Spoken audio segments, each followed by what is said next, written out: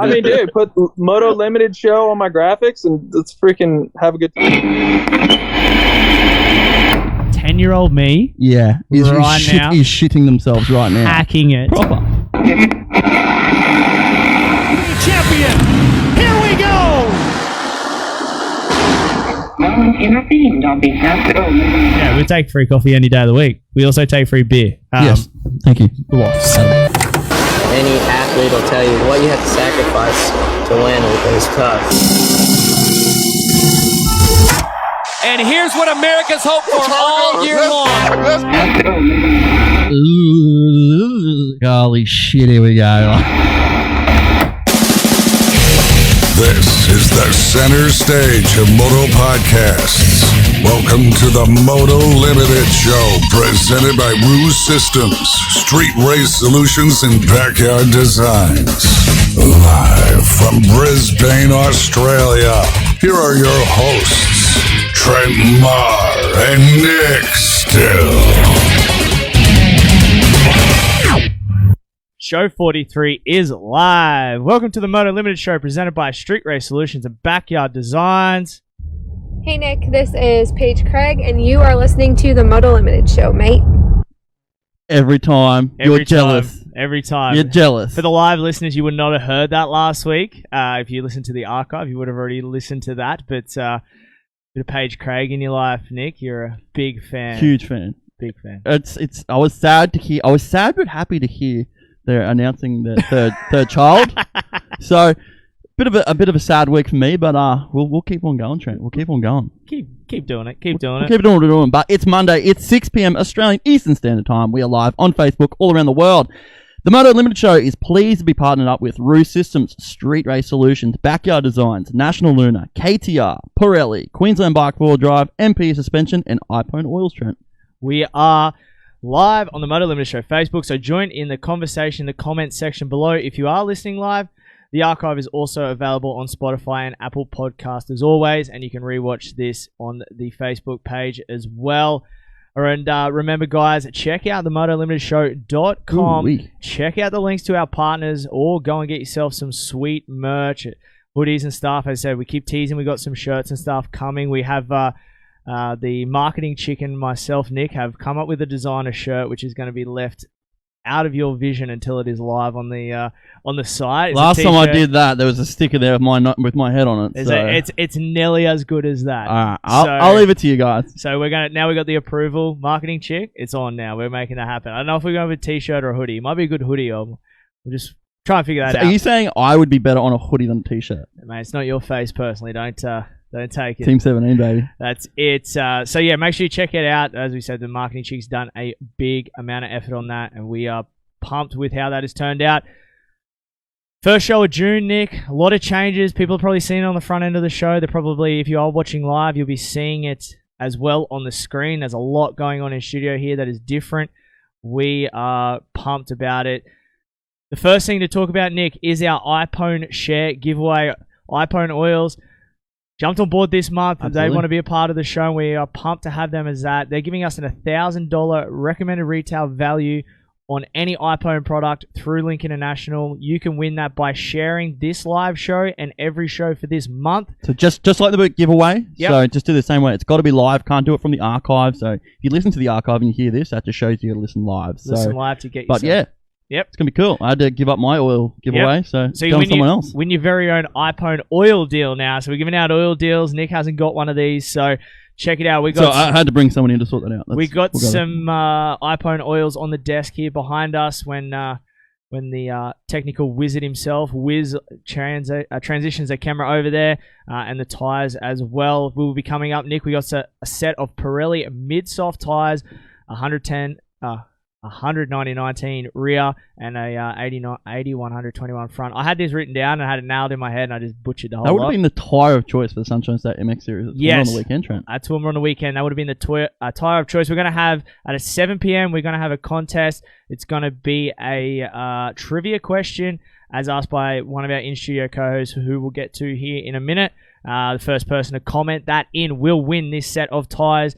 And they come as well with a set of factory stickers on them as well. The Pirelli tire stickers. They're cool. They are dope. Only the factory teams get them. You will be able to win a set of tires with those stickers already on them. So keep it. If you're on right now, come back at 7 p.m. or stay until 7 p.m. We'd rather you stay. We'd rather you Trent. stay. Yeah, thanks. It's not a drive-through service, mate. No, stay till 7 p.m. And after, we've got some other giveaways as well, thanks to guys at Pirelli. So Pirelli and iPhone jumping on board for this month. And most importantly, I will just jump in there. With the share giveaway, guys, if you can just put in the comment, just put the word shared, it makes it a lot easier for us as well, because some people's security settings, it'll show you've shared it, but it won't come up in the list. And if you don't want to miss out on winning yourself a lot of oil, Trent, That's right. make sure you put that word in there. Just put shared in the comments, and that'll make it that much easier for us. So we appreciate that a lot. The marketing chick will be all over that at the moment. Well, let's get to our in-studio guest tonight, Nick. As you said, Show 43 is a big one for the show here, as it is the 1-year anniversary of the show becoming what it is today, from humble beginnings of not much going on. Hot box. Yeah, the hot box. It started in there and then it's grown into what it is now. The lights, the cameras, everything going on. So 1-year anniversary for the show, and I've got a lot of special co-hosts in studio. We were meant to have a special guest, was unable to do it tonight via Zoom, and we wanted to do it via Zoom with him because he's a pretty special guest. Which was, Yeah, and that's it. We don't want to. If we had the opportunity to do it Zoom, we're going to do that. So I think we'll after show it or something like that, Trent, or just something different we may do. Yeah, so, we might do a bit longer form with that. So Chris Kiefer was unable to be on tonight, which pretty bummed about, but at the same time, I prefer to sit down for a longer period of time and really get to dive deep in, as I'm a big fan of Chris Kiefer. But a lot of cool in-studio co-hosts tonight along the way. And as well, we got Wiz back, the technical wizard himself over here. What is going on, Wiz? Yeah, not a lot, boys. Surprised you brought me back after last week with the technical issues, but Mate, are you guarding the oil over there or what? guarding the oil? I had a look at the shot before, changed it to when they were announcing the oil, and we need to find a different position for that. Because, Get hidden behind the tires. Yeah, that camera comes right through to gas number 1, the tires, and then the oil. So There you go. Low production. Well, anyway, We'll Wiz, get around to it it's eventually. good to have you back, and we fixed the technical issues, hopefully, so it might sound a lot better. Our phones aren't blowing up this week, so we must have It's quite nice. You know what? Because everyone that was blowing up their phones, we just brought them in so they couldn't do it. Yeah. So, man, welcome back. Show Yep. 2. glad to be on, boys. Feel good? Yeah. It's a 1 year. 1 year. Yeah. So you're good at, your date's going to be pretty special as well, And because it's like A new addition, and that's what a lot of this show is going to be about. Is obviously it grew from just myself sitting in the hot box by myself to what it is now with you, obviously being here, Nick, and now having you on, Wiz, and then we're going to get Whitney, the marketing chick, on as well. Grown into a 4-person team now, and I'm so thankful to have all of you guys a part of this show. It's really made it more special, and each and every Monday shit, this is going to make it hard. Give you my resignation tonight. makes Monday nights very, very fun. For all the hard work that goes into it, makes it a lot of fun being here. So thanks, mate, for being on board. So I think the real question is, does my 1 year start from last week's show, or Nah, from well- when I actually started helping the show, which was like 9 months ago? Yeah, well, Yeah. yeah, Cut it off. Turn him off. He's been turned off. We're going to cut him out. All right, well, let's get to our in-studio co-host, Nick, and we're going to start with the guy that is sitting right in front of me. He doesn't need any introductions. He's been on quite a few shows with us now. My guy. Brought to you by Pirelli and iPhone, as they are the new sponsors, and he works there. The sales manager at Link International, my dad, Darren Ma. How are you, mate? I'm great. Thanks, fellas. Thanks for having me back. No, we couldn't obviously do the 1 year show. You've been a big advocate for what we've been doing here at the show and helping us get our connection in there. Obviously, Link where you work, and brought the Pirelli and iPhone deal together for us as well. So we couldn't go past it without having you in. Yeah, definitely. Look, I've spoken to a lot of people that are now watching the show, and they really like what you're doing here. And obviously, as a company, we like to be on board from the ground up, as we have been from the start. So we're happy to grow with you and see where we can go. So Absolutely. Happy days. Stoked to have you in. Now, look, are we going to sort the deal out now, or are we going to do it later? You had him for dinner, mate, and he couldn't. No, I had to butter him up. So So now we're pencils to the paper, Trent. pencils to the We're paper. gonna make We're it just happen. worrying about the viewers' deal. Oh, okay. Yeah. We'll get the viewers' deal. Okay. first. Okay. Yes. So hurry up and do it. Hurry up Yeah. and share, so then we can, work on my deal. We can do it. So he'll be brought to you by Pirelli and iPhone. Again, we've got a set of mid-soft tires to give away today. If you want to get a set of them, they are what you would use that tournament on the weekend for that Ideal. deep, sticky conditions or in a bit harder, sandy conditions, they are the tire to pick, as well as the iPhone deal as well, the oil deal. Get yourself sharing that right now on the live stream. The next person is sitting here eagerly, and this is a very special moment for me, Nick, having this hell yeah, it is. Having this little man sitting in studio with me, brought to you by Street Race Solutions. If you want anything car related, Nick, drift cars, drag cars, anything, they've been turning out some awesome stuff up there on the hill. The guys at Street Race Solutions. They're going to be a name that's going to be recognized around the world soon, so that's all I can say. They're going to be a huge name. They're going to go for some amazing things, which me and you are actually both going to be there for. Yeah. I forgot to tell you about that. Thanks, now you know. So appreciate it. I like how we get on the show, we start telling each other the things we've been talking about, discussing. I had a very interesting conversation on the weekend about me and you possibly fighting each other as well, so we'll leave that again. No more fights. Get out of that. So, brought to you by Street Race Solutions. This is my little man, Jaden Ma. Hey, buddy. Hey. What's going on? You can't get shy now. You've been so excited to come in studio and be a part of the show. You pester me every week, don't you, about coming on the Moto Limited show? Yes, I do. You love it. Hey, ever since Dad started it there in the in studio, the hot box, you pestered me. I'm like, I want to go on the show. I want to go on the show. I want to go on the show. So here you are. You're finally on the show, ready to go, ready to be a part of it. We're going to have you in here for a little bit, and then you'll have to go to bed, mate. It's going to be past your bedtime soon. No, I am not. Okay. Jaden, you better give your fans a bit of a wave to the camera. Plenty of fans. So future soccer star. Oh, how'd you go at soccer on the weekend, JD? Good. Good. Did you won some prizes this week? Yeah, I got a award for playing really good in soccer. Yeah, and then what did you do after soccer, which was pretty exciting. Nick and I are very jealous of what you got to do on Saturday. Yeah, I was so dirty at that. Yeah, what did you get to do Saturday after soccer? I got to go on a helicopter. A helicopter ride. That's pretty fun. What everyone's going to ask if you ride, which you do, don't you, as well? You're a soccer player, but you also ride. What have you got? What sort of bike you got? KX65. KX65. See, Team Green, baby. We're starting them young. We haven't ridden in a while. We just I've been playing soccer. And Dad's been doing the podcast, so we don't really have time to go riding or anything. Nah, we're going to put some in this weekend. We're going to do some training and get ready for the Toowoomba Doubleheader Club Day coming up, Nick. On the 5th to 6th of July, we're going to be doing our live show from there as well. We sorted out some logistics up there, and we're trying to get some people, whoever's going to be interested, let us know if you want to be interested in that coming up there, because if we can get a big enough crowd, we're going to have a nice warm area to be sitting in with, I said to the guys up there, I'm like, we need to be warm, mate. How about our little act on Saturday morning? You know, we just went and found a gas heater and skull dragged it upstairs. All right, well, let's get to a little bit of Sunshine State talk here early on before we let JD go. Get sorted. You were there on the weekend, Jaden. You got to watch the racing. How was the racing at Toowoomba? Good. Good. Who was your favourite rider up there on the weekend? I didn't really hear any of the riders. Who was your favourite rider though? When you come to the track, you asked me if he was there, and he was. Unfortunately, he wasn't there. Racing. Even I know this name. Yeah. Who's your favourite? He wasn't there, but he was at a different race. Yeah. His name's Jay Wilson. Jay Wilson. You're a big fan of Jay Wilson, aren't you? Which is super cool. You also commented to me, what about the bloke we were watching on the Honda up there in the 450 class, who's Nick's favourite? The number 5 on the Honda. Oh. Gibbsy. Yeah. Mr. Kirk Gibbs. You're pretty keen on him, weren't you? Hey, he's only human. He was going all right, wasn't he? Yeah. And also my Uncle Ryan was there. Uncle Ryan was racing, Yeah, so you're up there supporting Uncle Ryan as well. So big day for you. Grandma and Papa brought you up. Had to watch the race. But let's talk about it, Nick. Sunshine State MX Series, the final round number 5 at Toowoomba.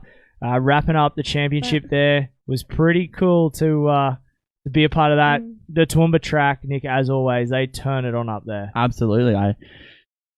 It turned out to be a lot better than I thought it was going to be. Obviously, the track, I was a little bit worried about it leading up to it, and then obviously the 14 mil of rain we had that week, I think just helped that incredibly. And it like me and you said on broadcasting on Saturday, we'd love to ride it. We couldn't do yeah. anything more to ride that. And then Saturday night, all the moisture come back up, and Sunday was just as good. Like I don't think I saw one bit of dust whole weekend. No. But how awesome is that track as a facility, as a spectacle of watching? It's just like me and you. We share a lot of our social media with a lot of people that are American and a lot of international people, and we post it on our social media. Yeah, and we just get inundated. With messages. Yeah, the American dudes were all over. They're like, "This is sick. This is," and it's like, yeah, we know it's sick, and it's in our backyard. We get to be a part of it, and as I said, the team up there. You know, we watched them ripping it up on Saturday after it got like drier and hard pack on the Saturday afternoon. A little bit of dust come up. It was still like half tacky though. It was weird. It was, but then as soon as they dropped those rippers in, dude, the moisture just coming out of the soil, I was like, holy! And then they put like 30 minutes of 18 minute per section on Saturday night, and it was like perfect. Darren would have seen it on Sunday. It was how good was that? I actually got there at the end of the first. Pro Lights moto. Yeah. And when Ryan come in, I said to him, that track looks unbelievable. And he goes, oh, it's deep. I said, yeah, but that's Toowoomba. He goes, no, it's deep. Yeah. But it looked really Which is good. funny because on the Saturday night, they didn't rip it. No, they just got rotary hoed. So the moisture is that deep in the ground, back in the subsoil, that it's actually... Subsoil. Quote of the weekend. He's busting out some subsoils on his... Dirt is my 9 to 5. You're talking to a dirt guy. Oh, yeah, exactly. Thank you, Darren. So, by the way, we got to touch on your debut in the live announcing chair all day. It's so hard, man. It's so hard. What do you elaborate on that? It's just if it was a pro light and a pro open race, bang, easy. I could do it from anywhere on the track just because I know all these guys. I know them by their helmets. I know them by their bikes. I know them by their riding style. When you've got like clubmans, you've got juniors, you've got all this sort of stuff, trying to do it when you don't have a live timing system that comes around when it's first lap, it's like 2 minutes until that thing comes around. 30 seconds when you're doing that feels like an eternity. So I'll commend you on that because it is something that is not easy for someone to do, and it still scares me, like honestly does, which obviously it doesn't for you because the way you do it. And I don't think I could do it on my own. No. He has to cue me into a lot of things. It's just like a conversation between me and him. But it's fun. It's exciting. It's frustrating. But it's addictive as well. Did you enjoy it? The thing I need to know is, did you enjoy it? Because I tell you, I love doing it, and I don't think I want to stop. It's fun. I enjoy it. And you could really have some fun with it. Oh, you can. There's so much we can do. And again, I think we need to give, obviously, Anne Polsoni, especially massive thanks for allowing us to do it, and John Gerke for sorting out all the equipment that he did for us to be able to do our job properly. You know, proper soundboard, proper microphones, headsets, everything like that. Absolutely, yeah. It was and like I said, we have a lot of it inside my house at the moment, so it's all going to get packed up and go up north with us. But at least, and like I just seen this comment come in then, at least we didn't call Roxon Sexton, and at least we didn't say Amart had a broken leg. Yes. So it's good. okay. We're good there. We're good there. What do you got, JD? You want some? And also, if you get hair off the Toowoomba, you can get a shirt. That's a special deal. I work for you, bud. Don't let me tell it to many people. Hey, I don't even get a shirt. That was a pretty special deal for you, I think. Yeah, very special deal. But yes, you got yourself a pretty sweet. It's a good job picking up the tear. MX Series T-shirt for cleaning up the pits. Very good job, bud. But yeah, it was a great weekend, Nick. I really thoroughly enjoyed that finale. I enjoyed the Saturday. It was a lot of fun sitting there with you, getting to sort of let you experience that, and there was times where I would I'm not looking at Nick, I'm watching the racing, and then I'd say something, and then I throw it to Nick, and then I just get crickets, and I just start talking again because I knew he was like he couldn't figure it out. It blasted you on the spot. We're floundering a bit, mate. It's more so starting it. Once you start talking, it's fine. Yeah, it's that initial come in and what to do it in. Where as a pro race, there's so much accent, bang, bang, bang. We can talk over each other. When there's a race, when it's like a clubman race, like it's just a little bit harder to come across or to talk about. If you don't know who's out there, you won't be able to see live timing for 2 minutes or something like that. Yeah, it makes it pretty hard. So you doing what you do is pretty awesome. I'll give you that. I don't like giving you much, but I will give you that. I'll take what I can get. I'll take what I can get. But like you said, that MX2 race, man, Burham. Yeah. He rode his heart out in that last moto. Yeah. And I was like, he's going to do it. Like, Yeah. I was like, Dobson was all over him, and then Ferguson was all over him. I was just like, he managed to hold him off. He's really, really smart with how he chose his lines and the way he went in and out, and just he knows Toowoomba like the back of his hand. Oh, yeah. But when he got past it, I was bummed. I was like, come on, dude, we've only got 2 more laps to go. Yeah. Let's do it. Come on, you've done it for 15 minutes. Let's hold on. Let's go. Yeah, he kind of said, he's like, I just lost the toe of the guys there, and it was just, they were going on another level. But yeah, that battle between, I mean, all day, Jesse Dobson and Noah Ferguson going at it all day long was the race of the weekend. That MX2 Pro class was just, those 3 guys in the last one just lit it up. But I mean, Ferguson and Dobson all day were just hammered down. That bike of Ferguson's, man, it's quick. Fast. Like, I could see it pulling on Dobson's bike, and he, like, when he was setting up to go around the pass, first corner, he's going outside and pulling bike lengths on it. So whatever they've done to that motorcycle, they've got it figured out. Yeah. But wow, what exciting! I was talking to his old man, and the secret is, and I actually want to get deep into this at one point. He's now down doing Beaton's program with the boys down there, Duffy and all that. Hey, that program seems to work, man. Does it make sense? Yeah. But you know what we're going to be talking about here very soon, I feel like, once Pro MX gets back running and we get all our rounds back in and that, we're going to be talking about the battle between the Beaton program and the Ford Dales program, because all of the heavy hitters are either training with either one of those guys. You know which one I'm going to back, right? Yeah, I know. Yeah. FD41 every day. Yeah. Yeah, because you got the 5 in there. Yeah. We know that. Yeah. But it's funny how it's starting to get to that point where these, ex-pro racers are starting to train these guys, and you're starting to see that level lift. And it's like, it's been happening in America for so long now, and we're seeing it in Australia. There's programs and the boys are training together, and the level of the sport's starting to lift. And I think it's, it's obviously a byproduct of guys like these getting involved and training these boys up. Yeah, I think like you say, it's getting them on the right program, and them having the belief, because I was on the top of that hill in that last moto, and Ferguson sent that thing off the top of that hill. There was no way he wasn't going to pass Dobson at the bottom of that hill. So. Dobson's pass on Barham down there, though. When I had the boys lined up down the bottom to do the post-race interview with them, Dobson goes, I wasn't sure if I was even making that rut. Yeah, dude, he come down there fast. But going back to that moto as well, Ferguson was in a good spot because he could sit there all moto and watch. Yeah. And literally, the last 2 laps, bang, puts it on. Like, I think... And like, this is something we'll talk about a little bit later as well. If you're in that position, would you like to attack or defend? If you're feeling it, and you asked this question, and the way I would answer if I was pro, if you're feeling it, sitting behind is the best, because you can just sit there for a bit, just out of the toe. If you know you got the speed that you can go, all right, I can stay out of the roost, and then I'll just put the hammer down and get him where I know I can. Then you're good. But if you are like, if that's your max, you want to be in front and just holding as much as you can, taking energy out of that rider. Yeah, exactly. And that's with KJ, he has to set that pace the whole time, and he obviously got the whole shot and went. And that's got to be, that's another thing that pulls a lot out of you as well. A lot mentally and a lot physically is just going, okay, we're going this distance, everyone's going with me, and they're pushing me. But if you can get in behind these guys and get a toe, like, I don't know. I would have liked to see Barham come from behind as well. Yeah. Because I guarantee it would have been chop, chop, chop. Yeah. But for what he did for that long, I was bummed when he got past me. Yeah. But like he said, he gave it everything he had on last lap, so I take my hat off to that. And he's still come back from injury too, getting himself up to speed. Absolutely. So. And that ride there, from what we see there, do that Pro MX. Yeah. Wow. You're on it. Those guys are the top of Pro MX exactly. at the moment. 100%. So get yourself there. I just want to run through, obviously, the champions for 2021 in this Sunshine State MX Series. Nick, we wrapped up all of the classes there. There was a few that were there was big points gaps coming in, and they just basically wrapped it up after race number 1. And there was a few that literally come down to the final moto of the day.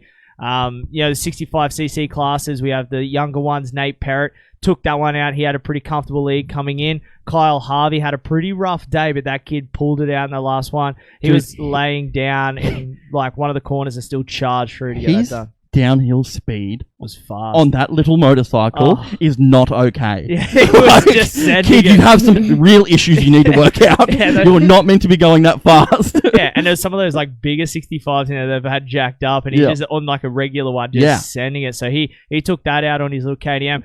The one that come down to that final moto, actually it was the second last moto, and unfortunately Lachlan Grant had that bike malfunction. The local the local kid, he had a bike malfunction, and Lachlan Allen pulled it out in the final round, gets it done there on the mini lights. Jake Cannon was dominant on that YZ85 all year. Flawless. Yeah. But then, dude, I'm going to give these Cannon kids props.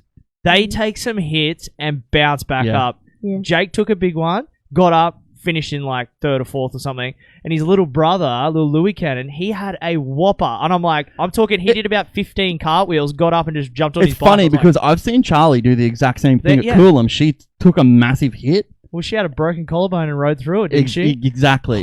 But I just going on to those Cannon kids right now, I'm excited to see Charlie when she's on a 250F in that senior class because she's going to be something special. Yeah. 100%. So Yamaha got a good thing with those Cannon kids at the moment. They're on fire. And then the next one, the junior lights, 2-stroke and 4-stroke, Kobe Drew took out both. I don't think we can give enough accolades to this kid at the moment. No. That transition to the Yamaha under obviously Scott Bishop's guidance there, he is just turning it on at the moment. He went 6 from 6 on the weekend. Like nobody could touch him around Toowoomba. Absolutely. He was on fire.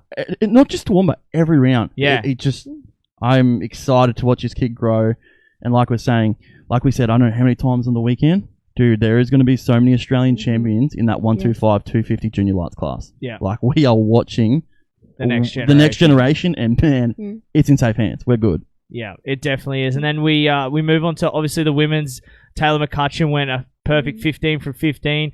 I asked her, I said, did you feel the pressure on that last one? Because, you got to. And she said she did. She goes, a little bit. I started thinking about it. And she went out and did it, but she's like, I started thinking about it a little. That just shows there how much of this is a mental game. Yeah. Exactly. And that's a perfect example of how much of this is mental. Yeah. And I mean, it doesn't mean anything doing it, but it's a goal. And she'd set it by, a couple rounds to go. She's like, I think I could win all of them. And then that starts playing in your head, and then every little mistake you start thinking about. And she did a great job there in that women's class. And even dominated all the vets are in there as well. Those two girls went through the first corner. Her and Team 17, baby.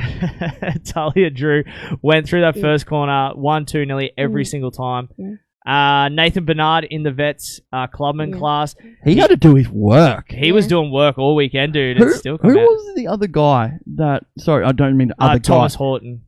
Yeah. Where is he from? I'm not too sure. I think he only come out for that final round. I was going to say, I'm sure I did not see him at Warwick or any of them, but he can ride. He can ride. He's doing well. But Nathan Bernard, the whole inside, outside of that little bowl turn there, it was pretty exciting racing. I enjoyed it. It was cool. And it was exciting racing all the way through these classes. And that's the thing I want to get through to everyone. Like, this Sunshine State MX Series was absolutely awesome to watch the caliber of riders that we had each and every round, and the battles and the racecraft. We talked about it on Saturday, like the racecraft of these 65 riders, dude. How do they learn this stuff these days? Like, it's just, dude, I wasn't doing that when I was at a 65. I know, and like you've got that in when they transition onto a big bike, like it's going to be incredible. Yeah.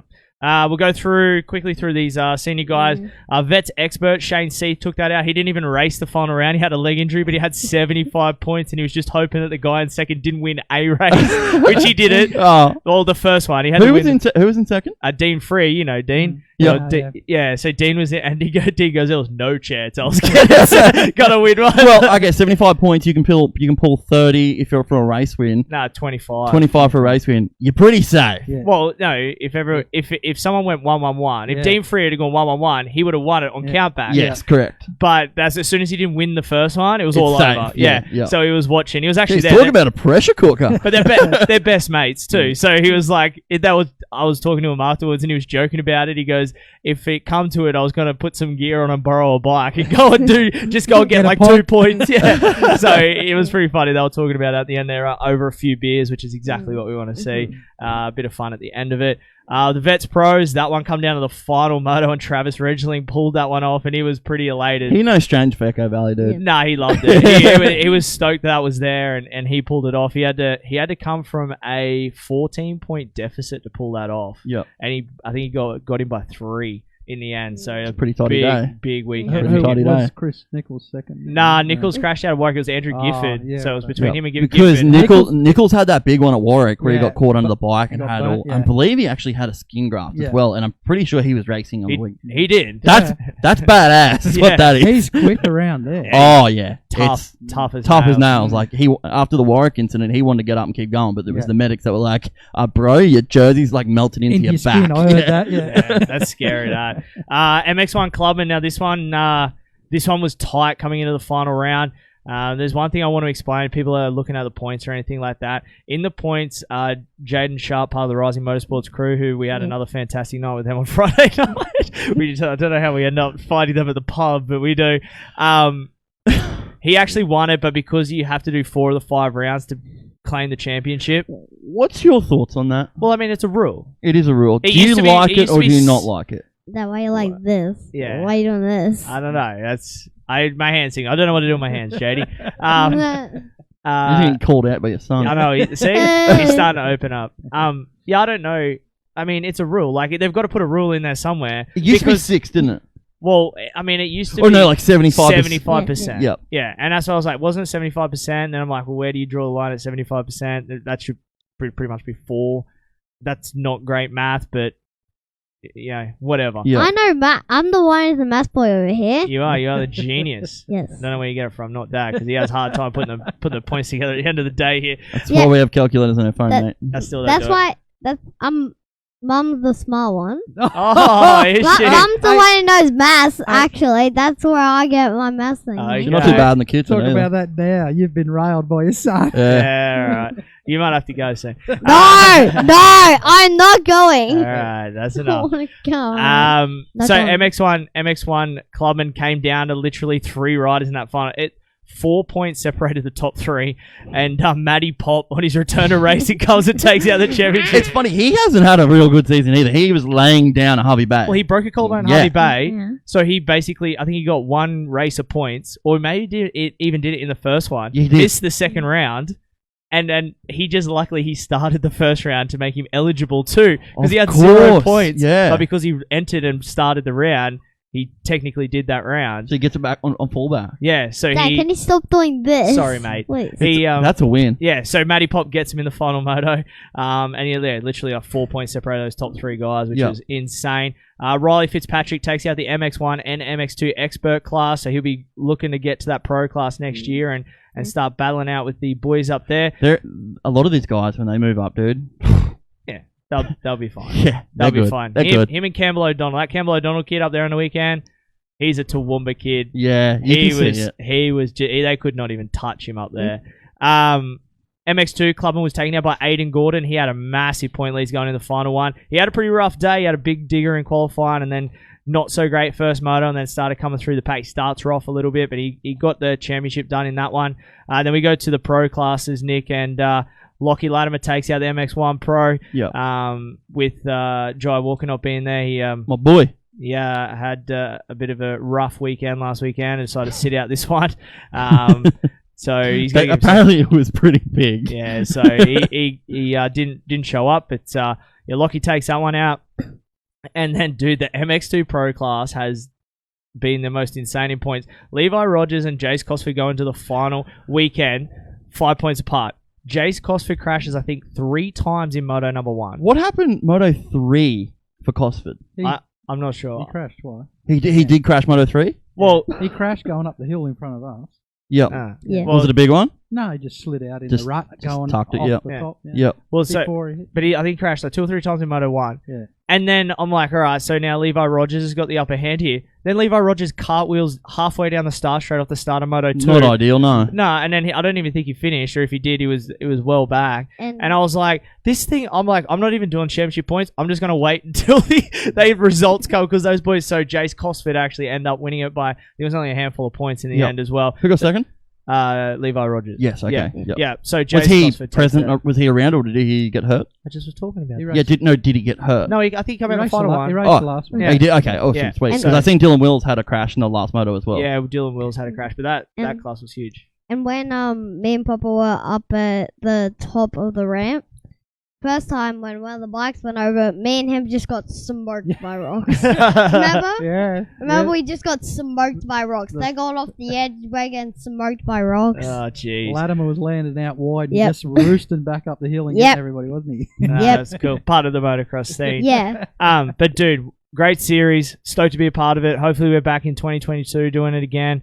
maybe bigger and better than ever. Yeah, I just want, like, I'll have a big shout out to all the riders as well. Yeah. The number of riders was consistent across the whole board. Everyone was really good. Everyone was talking positive about the series. So our big hat goes off to these riders, because without that we couldn't do it. They did an amazing job. Everyone really seemed to enjoy it. Massive shout out goes to Ann Polsoni, Bianca Nielsen, John Gerke, and then the whole team of people. Like, there's way too many to list, but without these people, guys, this does not function. Yeah, I think too, you blokes should take a bit of credit too, because I've spoken to a lot of people who said that the whole atmosphere at the track has lifted, and I think everybody being positive from the way it's been spoken about the series, that's changed, and definitely the commentary there has made a big difference. Yeah, and that's one of the things we want to change. We're like, we want it to, like, everyone go to the races and feel like it's an event. Let's make it something. So me and Trent got to see a lot what goes on behind the scenes, probably for the first time. Trent, you can agree? Yeah. And wow, there is a lot that goes on. So us trying to do that, and then obviously try and do this, it's like we'd be looking going, hey, well, we're not going riding for the next month. Yeah. So that's what JD's missed out. Hey, bud. Yes. Yeah, that's all right. So yeah, massive shout out to the whole crew there, all the riders, I said all the champions of 2021. You guys obviously did a top job, and hopefully, Nick, my biggest thing was the prestige. I hope the prestige is back for these people to come to this event more often, and for these kids to look up and aspire to be like the big guys and get to the top level of our sport and have something to chase now. They're striving for something. Exactly, and I think a big thing about that, Trent, as well, is you've got these people like Rising Motorsports. You've got the KDR guys. They have an awesome, cool setup. It looks good. It looks professional. It looks like something. Yeah, well, when you're walking through there, you're like, hell yeah, this is cool. This is like something that feels like a national. So you've got these guys that are doing it, really trying to push it for the sport, to build it and grow it. So massive shout out goes to Gavin Mel and Adam Middleton and everyone at the KDR guys. The Moto 1 guys are doing the same thing. Exactly. The Yamaha guys. So everyone has sort of stepped up, and sort of the same thing when we were talking about it. Yeah. These guys going out and putting the red plate on their motorcycle as well, embracing that. That's a big thing, Trent. Yeah, I mean, as much as it's like, this isn't a national championship or anything like that, it just helps us as, commentators sell a story to the average fan who shows up on the day. They see something different about the front plate on that rider's bike. They can then buy into, that's the guy. And it makes it really easy for me. When I see you coming towards me, I know who you are. Yeah, you got to help Nick out as much as you can. What, so Nick, when I come to you, you want a red plate. You need to have a red plate. Yeah, you got to start winning. I'll never get a red plate. Hey, never say never. No, never say that. I only get participation in the one, nothing else. Nah, you'll get I up never there. get on the podium. No, you'll be right. When we get you, when you have to pick between soccer and you're picking soccer. That is too much money in this. Yeah. All right. Well, we might transition into our backyard, front yard segment. JD, you're going to have to peel out of the seat for now, buddy. Thank you for joining us. Were you pretty excited to be a part? Before we go, I did hear on the last show somebody brought up about our first name, so we've actually got 3 Spencers sitting on the desk here tonight. That was news to me as well. Yeah, you knew about it. Yeah, no, I didn't know. I didn't know he was 3. I didn't know that was his first name as well. Yeah. So I had to keep it 3 going. Spencers. Yeah. Here tonight. All right. Thanks. What's your full name? Spencer Darren. Spencer Darren Mark. Correct. There you go. I might have to just change my name to Spencer Nick Still. Spencer Nick Savacci. That's got a nice roll. It does. It does. Spencer Nick Craig. He's got a few names. He's got a few. Go. Team 17. Team 17. Hey, all right, JD, we're going to let you go. We're going to transition into this, but thank you for coming on, buddy. Thanks, You'll mate. be back on again soon, yeah? We'll get you back on soon. Sure. Wave goodbye to your girl fans on the. Why? Well, you'll have some girlfriends after this. I think. They'll see you on here. All right, we're going to transition to the Backyard Designs Backyard Front Yard segment. We'll transition JD out. Thanks, mate. I am a champion. Whoa, hey. This is the Backyard Design Front Yard Backyard segment. Use code MOTO Limited at checkout to save 15% off your graphics kit. I'm a champion. I'm effective. This doing my damage, man. They want to be on the same level, but you don't really seem to practice, man. Backyard Designs Backyard Front Yard segment. 15% off when using the Moto Limited code on the website there. Get yourself some graphics. I was talking to Wes there. and he was letting us know that they're still super busy at the moment, knocking out some kits, and we've had the code used a few times, so very excited for that. Keep them rolling in. They're going to be helping us out with a kit to go on that CRF 110 giveaway at the Toowoomba Motocross Club for that doubleheader weekend. So massive thank you to Backyard Designs for everything they've done for us so far this year and continue to do. So go check them out. Go to the checkout. BackyardDesignAUS.com. Yep. Capital 15% off. Get it done. All right. Backyard Front Yard. Before we get there, Nick, quick. We've got to introduce our new co-host. She slid in there during the off-camera. From the stadium seating. Brought to you by Backyard Design as well. How convenient. Miss Marketing Chick herself, Whitney Webb. How are you? I am good, thanks. Good. Spencer. Talking to the mic there, Spencer? mate. Yeah. Spencer. The mic is okay to talk to. Talk into it. Jaden's had his mouth all over it, so I was just trying to get some distance, you know. Hey, you're the sick one. Yeah, sorry. Lucky Jaden was on first. Exactly. Yeah. Thank you, Darren. Yeah. If I start having a coughing fit, I'll just jump. If I jump out of screen, or just wave and I'll turn your mic off. Yeah. But you'll hear it through everyone else's. Yeah. Welcome into the show. Again, I want to thank you for being a part of the Moto Limited show now. Everything you've done, build the website, make that look absolutely sensational. There's no way between the two of us we could even get half of that built. And then everything you do with all the social media posts, all this stuff in the background you see, everything you see that pretty much goes online is being touched by you at some point. Except Nick. It's just got our ugly mugs on it, and you try and make us look better each and every week. So thank you for being a part of the show. And you're welcome, mate. Thanks for having me. Doing I'm all about everything that you've got going on here, and anything that helps the motorcycle community in Australia is pretty good in my books, and always has been, always will be. So support the people who support the industry. Love it. I love your work. So let's get into the Backyard Designs Front Yard Backyard segment, and I am going to start. Let's start down and finish up. I forgot to word you guys up each week, Nick. I keep forgetting to word out. They know. They should know. These guys should know. Darren would have it written down. See? Yeah, he does. Look at that. All right, Dad, you start first. Then what do you got for backyard? Yeah, backyard first. Probably one of your rants, Trent. Here we go. Whoa. Coaches with attitudes and no credentials to back up what they're trying to do. I think you blokes know what I'm talking about. This was a good... we had this conversation on Saturday. Not Ford Dale. No. It's motorbike unrelated, but anyway, it's still a coach. We know where you're at. We know where you're at. Yeah. All right, Whitney, what do you got? I have been sick for 3 weeks. Yeah, well, keep it over there. that is all. My backyard. Yeah, that does. 1.5. It's stopping me from riding my motorcycle, and I don't like it. Hey, we wish the sickness would stop us. Nick, what do you got? Backyard? Certain people trying to not include other people in situations when this person is a massive person behind the whole thing.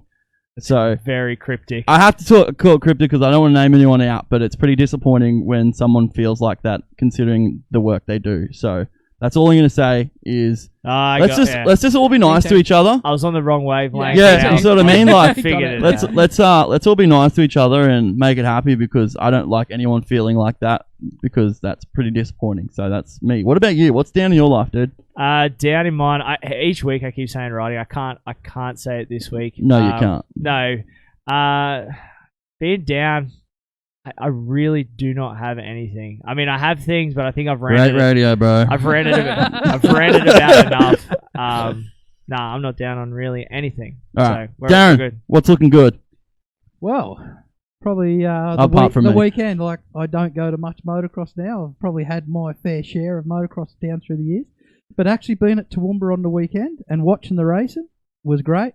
Again, that place up there, I think it gets better and better. I think when you haven't been there for a while, you don't really realise what is actually there. Yeah, it's to amazing, stand back and go, wow. So that, being up there with my 5 grandkids, watching them motocross with Tracy, that was great. Spencer, and Spencer. They're not all Spencers. We only got one. But just being up there with basically the whole family being there, it was like the old days being at the motocross. And I didn't have to wash any bikes. It was great. That's for the bonus. I like that. That's his real front yard, is that he didn't have to wash any bikes. We'll have to do a weekend away at a race time somewhere soon. I think. So you blokes can wash my bike. No. Hey, if I'm coming out of retirement for one club day, Dad has to come mechanic. Yeah. By the way, we're a package deal, brother.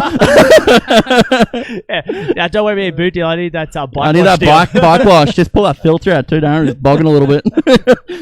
Whitney, what's your front yard? Probably the motocross on the weekend. The American motocross. Sorry, Sun States. Didn't make it up the hill. Trying to get over this sickness. But yeah, the Thunder Valley. It was a bit of fun. Bit of 4 hours on the couch on your Sunday to try kick your sickness. It would have nearly got it. But It didn't. Worse, but anyway. How good is the motocross? Like, Supercross is good, but the motocross is just a whole next level. Yeah. It's unbelievable. Yeah, It's don't cool. ask Nick, Yeah. but yeah. It's cool. He likes Supercross. I am really enjoying it this year. Yeah. Just because I get more of a different look at it than like a normal fan, so I'm taking a lot more out of it and a lot more in the backstories of it. So I am enjoying it. I can't wait. This weekend I got nothing. I haven't even got. I haven't even going riding. I haven't even got MotoGP this weekend. No, we're going riding. Yeah, going riding. So it's pretty disappointing. What's your good? She said it. Motocross. Motocross. What's yours? That's me. Probably Saturday.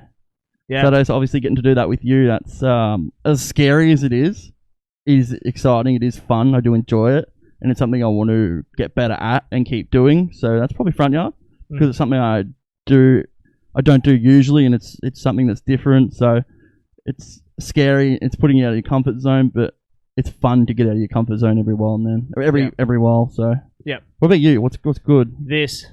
You've really put some thought into this. Thanks, mate. I did. No, this. The show, the 1 year, what it is now, looking back, like having sort of, you and I have been trying to plan this show and figure it out, and then I've sort of sat back and looked and reflected on what it was and what it is now, and there's no way you could have told me that in 12 months this would look like this, and we're doing the things we're doing right now. It's a total mind melt. And even when I was sitting at the track, because it hasn't been 12 months, but the first ever live announcing gig I did was the Toowoomba Sunny States last year. And then sitting there in the same position a whole, not quite 12 months, but it feels like a 12-month transition. I'm like, last time I was sitting here, I was so nervous. I didn't know what to expect. And I was sitting here on the Saturday, and I reflected on it during sort of practice and qualifying. I was sitting there just looking at it. You were nervous as well starting?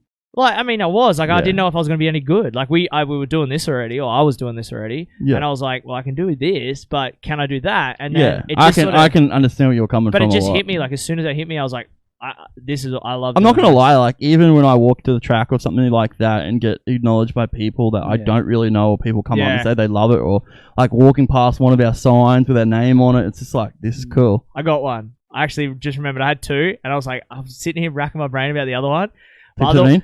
No, my other one was sitting in the commentary tower, look down, and I see Dylan Gunter with a Moto Limited Show hoodie on, and I'm just like, that is sick. Like, I'm done. Like, I was like, that's pretty cool. What can I give this guy? Because that is sick. Because, like, again, it still blows my mind that people even know who we are. People even follow this and enjoy it. I still sit there and go, this is not. And then people come and go, oh, I love the show, do this. And I'm like, serious? How weird is it? Like, what? Sorry, Darren, you had something. Yeah, so I don't know whether it's the same bloke that I saw, but when I first got there, I walked down the bottom past the new building there. I said to Tracy, hey, oh mate's got the Moto Limited jumper on there. It's cool. Like, even when we go out to dinner every weekend, there's something on. We are just the two busiest dudes you want, and like we'll be sitting there at dinner, and someone will come up to you and like, who you got on the show this week? And I'm like, sorry, who are you? Sorry to that person. He does know exactly who. No, like how many times does that happen? Hey, where people are coming saying, oh, hey, who you got on this week? And you're like, it takes you from Motorsport. I'm a celebrity, bigger than freaking bigger than Windex. But anyway, it takes you away from the moment. You go back to it and go, oh yeah, that's right. This is something that people watch. So it just feels like us sitting in studio here doing not a great deal of anything. And people me and Chris are doing it all. Yeah, you guys are working. Hey, Nick, before we get too deep into this, let's have a look through some of those comments. They've been coming through thick and fast. I've seen a lot of shared coming through. So reminder, if you're just joining us now, share the live stream right now. Write the word shared in the comment section, and you'll go into the draw to win yourself $1,000 worth of iPone oil products. Thanks to the guys at Link International for hooking us up with that. It's the win your own iPone oil deal. Will be every show for this month. You get yourself a share in. That'll give you 4 chances to win if you do it from this show now. If you're listening in the archives, get on next week's show live, and you'll be able to do that as well. We draw a winner, random winner. You'll get yourself that oil deal, and you'll be able to hook yourself up with $1,000 worth of oil, which can go a long way. Australian viewer going. That's not in the rules, mate. Sorry. So, Nick, what are we got there? Okay, so there is a lot of people coming through shared. So, like Trent said, if you're doing it, just put shared so we know and get in there and do it because you can win some pretty cool stuff. So, Dylan Gunter, Trent liked my jumper at Echo yesterday, so that he already got in. He got in. So that's what we call. I was midway through commentating. I turned my mic off. I just look over at John and say, "You take it." He's like, "I'm like, no." I'm like, John, and he looks. He's like, "Oh," and he starts taking. I turn it off. Pull my headset off. I'm like, Dylan, and he looks up, and I'm like, "Yeah, buddy," and he just thumbs up, and I was like, "That's sick, dude." Another one here from Ned Oliver. Topic aside, just like to say the Moto Limited team is stepping up this Australian level of sport, both here in the States. Massive shout out to Nick and Trent. Go Team Moto. These podcasts never get boring. A quick side note from that, Trent, Ned Oliver. He's a kid in Toowoomba. I've sort of known him for a very long time. A couple of years ago, he suffered a pretty bad accident where he was to unfortunately lose one of his legs. And has just never given up the dream of just being able to go back and ride a motorcycle, go ride a skateboard. And for the first time last week, he got on a motorcycle and was able to ride it. Yeah. So that is something which is, you guys might have seen that on our social media. That is something really, really cool. And he has a really good story. And it's a story that we're going to eventually get to tell when we get this time. And he can sort of go through it because I've sort of got to sit there and watch it as a friend and someone else. And dude, I take my hat off to him because that what he's overcome to do that is friggin' cool. So we're going to get some Pirelli merch out to him there, mate. I think we should do that, Darren. I think we can organise that. Okay. All right, there you go. There we go. Somebody write it down. Dad, write it down in your list of things. No, that's what we got Techman for. Techman. No, hang on. Whizman. Whizman. Disregard. Sorry. Whiz. I don't know if I like Whizman. Nah, that just the sounds Whiz. like he's The doing Whiz. something else. He's the wizard, mate. Just call him the Whiz. If there is anyone here that knows Echo Valley, it's Steely 99. Boy. He just keeps reading out his comments. Is Was Nation on? No, we're gonna get Was Nation back in. We're gonna do that. He got a few phone calls over the weekend. How was his phone call at 9 o'clock Saturday night? Hey, even you got a few phone calls. I did. Oh, On the FaceTime. Were you upset with me? I got this message. I was like, "Is Trump upset with me?" I was like, "Call Whitney." His FaceTime. She's like, "Hey." I'm like, "What's up?" Anthony Rutledge. Least you didn't call Rocks and Sexton. Yeah, we'd hate that to happen. Sounds great this week, guys. Awesome. So the audio is problem fixed. We worked that out pretty quickly. The issue we had, Trent. So that should be fixed. Caleb Barham, you boys did an awesome job. There he is, the man himself. We're only talking about it just before. Anthony Mortimer, hands down, best commentary at the Sunnies. Top job, guys. Hopefully see a lot more of it at other rounds. 100%. Thank you, Anthony. We really, really appreciate that. Dylan Gunter, Ferguson was on fire. Ned Oliver, Ferguson was on fire, but our guy KJ Barham brought it. He did. Josh Plant, Tom is a local boy, so when we're saying Tom Horton, Horton, he's a Toowoomba boy. I didn't know that. I should know that. Yeah. So, come on, man. Anthony, Don't you know everyone in Toowoomba? I'm trying. I'm a household celebrity. Anthony Rutledge needs 7-8 rounds. So, from conversation we've had, just get excited for next year. That's all I can say. Aaron Cadell, congrats on the 1 year legends. Not bad for a couple of rude heads. There is really hope for anyone. Thank you. Got us. Thank you for that, Aaron. Bingo. Got it in one. Bradley Fabri, I think that said. Sorry. Shared. See Luke Clout won the Menji 1500. Awesome show, lad. Yeah. Keep it up. So yeah, we'll get to that as well. Nathan Bernard shared. There's the man himself, Nathan Bernard. They're all coming in, Trent. Yeah, love So it. that's about all we got. So like Trent said, keep them coming. Share it. Share the show. Put the comments in. Get involved with the show. Make it happen. Send them through. All right, Nick, we're about 5 minutes away from doing our share giveaway. Our share giveaway. Trivia question. There it is. Oh, clip that. You're just going to have the start of the show has all of his sound effects coming through. Obviously. Do you have to just turn a mic off? Obviously. Hey, he had a few actually on the weekend as well. He had a few Bit of live obviously. Live obviously. Hey, it couldn't be worse. I called Justin Wygant, but yes. If you haven't if you haven't watched the motocross press conference from Thunder Valley, it is epic, by the way. This is the thing I'm starting to get frustrated with. Every time I miss a press conference, It's it is awesome. epic. And And you normally start sharing them on the socials, I think. and we will. And it is Hunter Lawrence half the time that makes him epic as well. But this one, Nick Still was just absolutely just scorching hot with his takes and questions, and just had everyone in stitches. And apparently they cut out a lot of the good stuff too, like where there was some real... What did you ask Barsha about again? I just wanted to ask Barsha about a certain set of gear that he was wearing, if he got any screenshots or any messages from any fans about this said gear. Yeah. And there was a lot to be said about that. He's sitting there and he goes, "Can I say the word?" And he's like, "I'm not sure if I can say the word. Can I say the word?" And Nick goes, "Yeah, say whatever you want." Weech goes, "No. No. And then he's like, "Oh, you're a party pooper, Weech." Yeah. So pretty epic, but it's a good one. Go and check that out. Pro Motocross YouTube channel, I think that's on, or we will share it through I think we're going to start cutting these up and sharing it. It's like, there was a lot of good stuff we had Whitney, through Motocross. Got some more work to do? Yeah. Add it to the list. Write that down. I want to tell you sort of what Trent was saying there. You know, obviously Jet is massive personality, and we all know that Hunter's got a great personality too, so it's awesome to see his personality coming through in those press conferences as well, because he's a funny kid. Yeah, Hunter is funny, and they're different, so it's nice to see bit of difference up on the podium. That's what we want to do. It makes it more relevant for me and you as well. So anyway, where I was going with that whole conversation went on a tangent. We'll probably get to that in about 5 minutes' time now. The trivia question for the Pirelli tyres. Dad, I'm pretty sure you got one locked and loaded in the thing. Don't read it now. We're going to give him 5 minutes' time, 7 p.m. Be ready for it. Get your search calculators ready, or if you're an absolute Pirelli knowledge genius, that's all you need to know. You got to know some Pirelli knowledge. You will be able to win yourself that set of tyres coming up very, very shortly here. And we have another question coming about 7:30, which you'll be able to win a hat, Nick. One of the hats we have on here, the super limited edition. Super rare Pirelli hats, which we don't really want to give these away because they're super rare and we love them. And a Pirelli t-shirt as well, which we don't even have one of these, Nick. There's some real issues going on here. Look, I'm not really happy, to be honest with you. For the fans. So. This is viewer only. For the fans. I know. As he just brings us nothing, and then the fans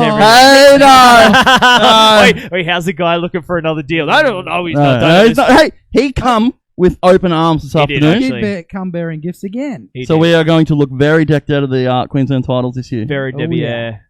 Very debonair. Derriere. You could probably see our derriere as well. So we'll have that coming up later on as well. Thanks to, again, Dad for bringing them in. Link International for supporting the show here, being one of the partners here at the Moto Limited show. Nick. Yes. Before we get into this question, Lucas Oil Pro Motocross, Thunder Valley, 2021 or 2001? 2021, Lucas Pro Oil. Shit, eh? Hey, wait till he sees his hoodie coming. He's going to love it. Oh, I'm friggin' nervous. Motocross, Thunder Valley, that track always is a spectacle. Very, very different. Yes, it's a spectacle because of obviously the altitude, but this year, also the way it was prepped. Yep. It was completely different motorcycle track that we've seen at Thunder Valley over the years. We're used to seeing the big, long slot car ruts all the way down these hills into the corner and out. This year, it looked like it was hard, flat, and slick, which was actually, I feel, made better racing. I think it made better racing as well as better passing trend. I think it was a lot different. I think the guys, when they went up to set these motorcycles up for the typical Colorado, then the way they went out and did press, and it was completely different. Yeah. So I think it worked out a lot better, and people are going to love it or they're going to hate it, Trent. Yeah. Now, one of the questions I have regarding this is a lot of these guys who are going to get into that didn't do really well on the weekend. Yeah. When they get over to the East Coast and they start getting to these loamy tracks where they're a lot more different, do you see the results being different? I don't know. We're going to talk about this because I've got a few takes, I feel. Yeah, I got a couple as well, but I just think... the select riders. I think it will change because there are going to be certain riders that do, but I feel like this one brought out a different set of skills for these riders, and the ones that have more than one arsenal of tools were the ones that come out and really performed. Like, you could see the European experience of like Jet and Hunter where they were getting very creative with lines and moving around the track, and there were certain riders that were doing that well. Ferrandis, we're going to get to. Yeah. You know, these European guys that are used to these tracks. He's not going to like my take. They're used to those types of tracks. They are good at that sort of stuff, and that showed through. And I think we need that because if we just keep going to these same racetracks, it's going to be the same dudes winning because they only have to have that set of skills. Where this showed people's broader scope of what they got, and I Yep. feel like that's what provided the better racing. I think as well, and that is what's creating the different in results that we have at the moment. But kicking off 250s, Trent. I don't. We're gonna not kick them off because I've just padded enough time here to get in before we get too deep into talking about motocross. For our Pirelli mean. tyre trivia You're mean. question, did you see me? Yeah. Padding. You've actually got a minute, but anyway. That's right. So we're going to read out this question right now. The first one in the comment section. So, Nick, you better get that right down the bottom to see who's going to comment first. First one in the comments section to answer this question. Okay, the question is, how many World MX Championships have Pirelli won? Okay. How many world titles have Pirelli won? And this is pretty easy because KTM have used Pirelli for a very long time. Is it just the 450 class? No. No, total world Everything. titles. Yeah. All disciplines? Everything. No, World Motocross. MX Motocross. Championships. Motocross titles. Thanks, Whitney, for doing that. Yeah. Yeah. How many world motocross confused. championships? Do you know the answer? No, absolutely not. Okay. Nick, you actually have it in front of you. Yeah, anybody. Yeah, I know. I looked at it before, and that is not what I would have thought.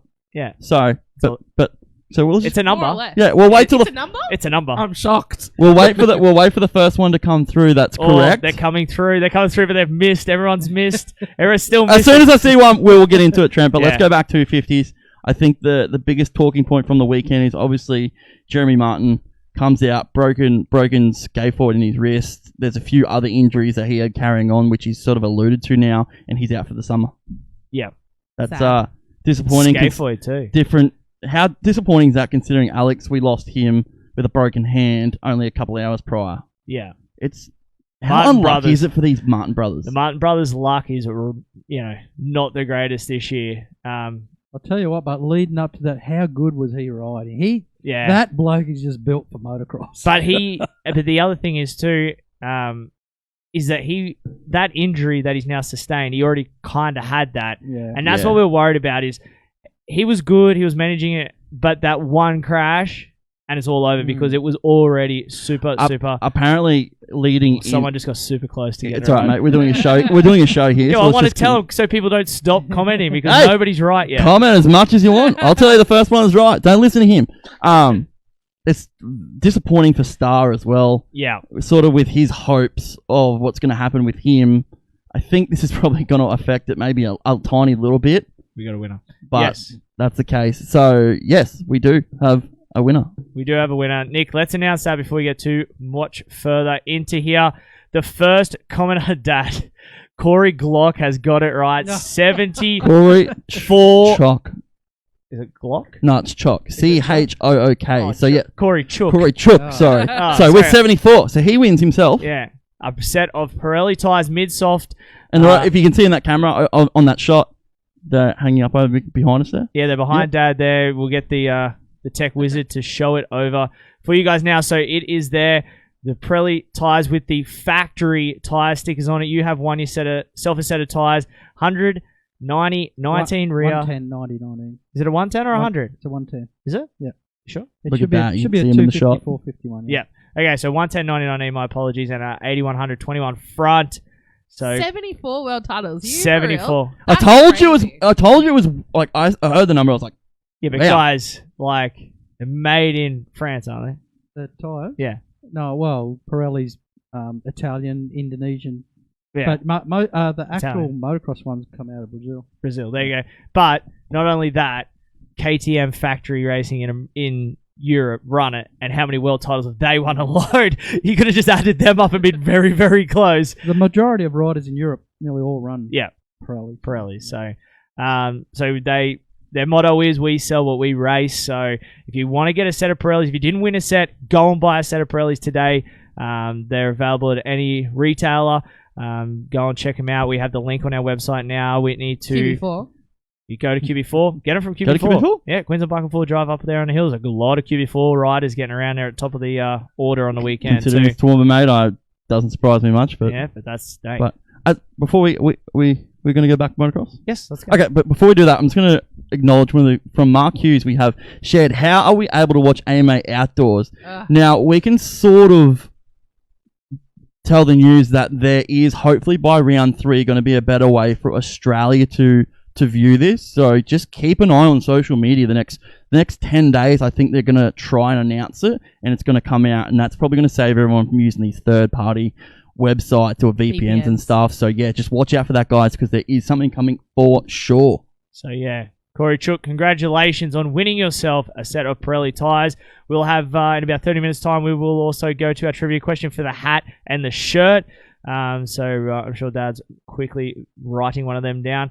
So thanks to you guys at Pirelli. But yes, go back to 250 class, and I guess we got to start at the very top. Justin Cooper 2-2 for the overall. He was not happy. Not happy at all about going 2-2 for the win. He'll take the win, but he goes, I don't feel like it's a win when you don't actually win a moto. But what do you guys think about Justin Cooper? Looks like he's starting to turn this thing around. Looks consistent. Doesn't seem to be a Supercross hangover. Starts like this. If you can go put motos together 2-2, and that's a bad weekend for you, and you're not happy with that, that's how you go out and win titles. I'm just going to say, I can sort of see Jet just having one or two of these 17-year-old moments where you're going to make a slight little issue, and you're going to drop the bike, or something's going to happen. You're going to finish 9th or 10th or something like that. If Cooper can be consistent and do what he does and finish on this podium, looking really, really good for him compared to, say, you've now lost Martin, so that's another contender out. McAdoo. I don't know. It's just McAdoo's out.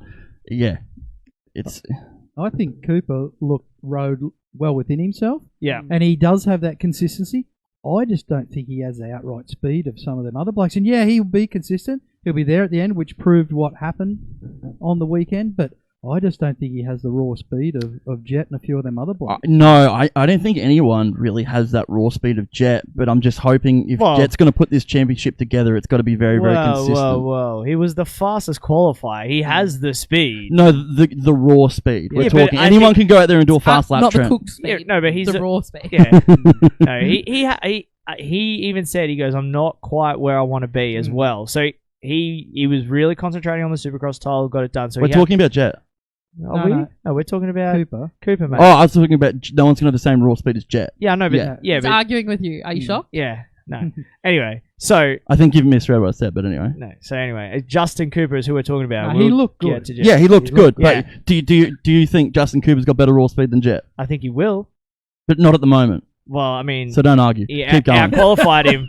The fastest lap time is the qualifying thing. That's exactly. Raw anyone can go there and do a fast lap. But that's raw speed, bud. No, it's not. Anyone can. If you've got 20 minutes to go there and put one lap together, a raw speed is any part of any mono. You can turn it up and go. I don't think Cooper can wick it up from what he's got. Thank you. You know, if you're out, if you're out there cutting the laps, and he was quick.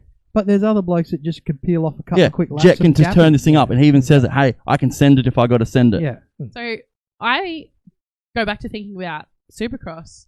I don't really think that Justin Cooper was that consistent. He made a lot of mistakes. He just happened to be the best of a bad bunch when it came to consistency. Exactly. So, he does seem like he has his head screwed on the tightest of everyone else in this class right now. Yeah.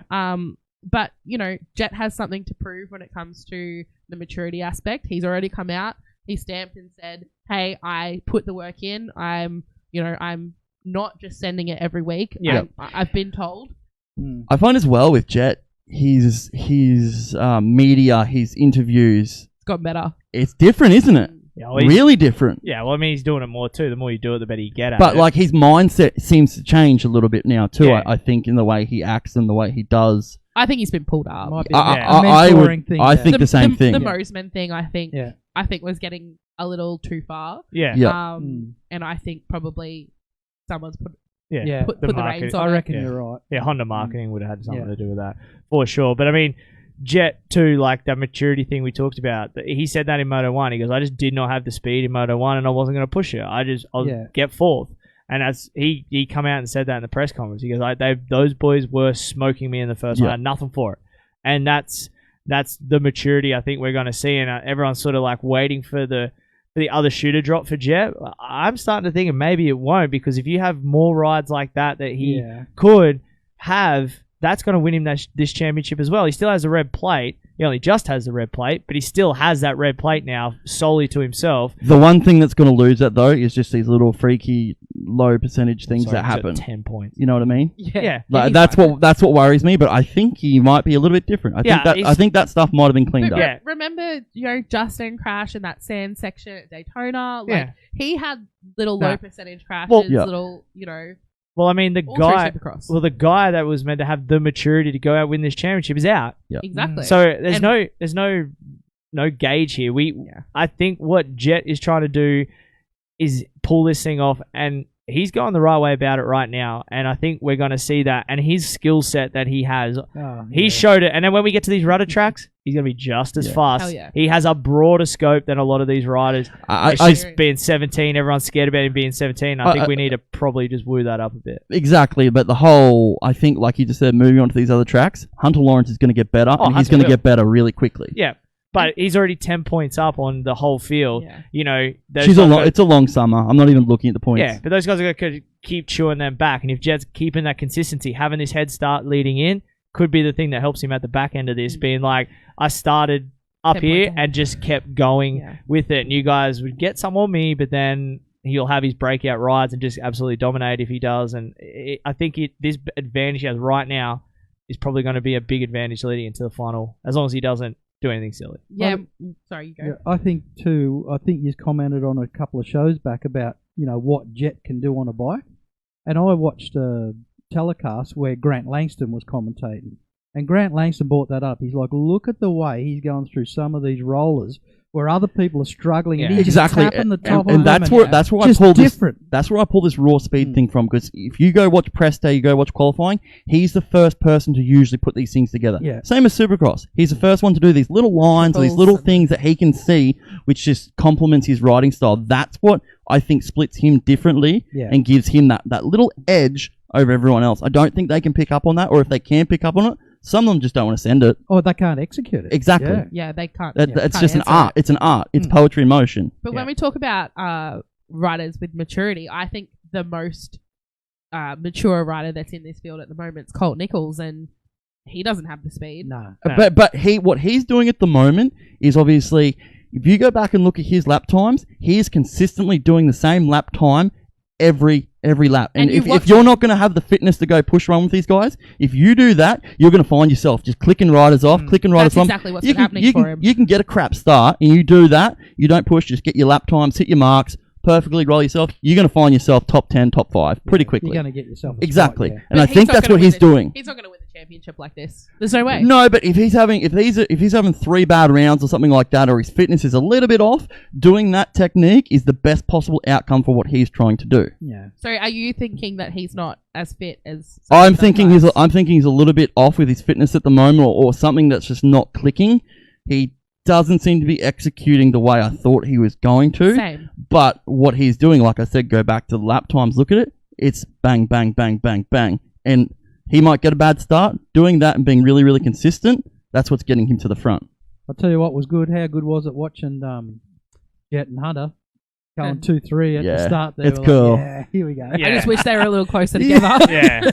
But Hunter Lawrence obviously gets the final step on the podium. Seeing the 2 boys on the podium was pretty cool. It would have been better if, like the old days, when they all stood together, and it would have been. I mean, that's just us. How good was Jet's bottle pop? Yeah, he's done it. He did that at Supercross too. That is cool. Yeah. Can't even drink. Hey, I tried to see. Hey, I see my best mate at his wedding try that, and we were waiting for him to smash the thing. He's like belting it on the ground, and we're like, "Just that's enough. You're not gonna Did get it work? No, not for him. Nothing worked there.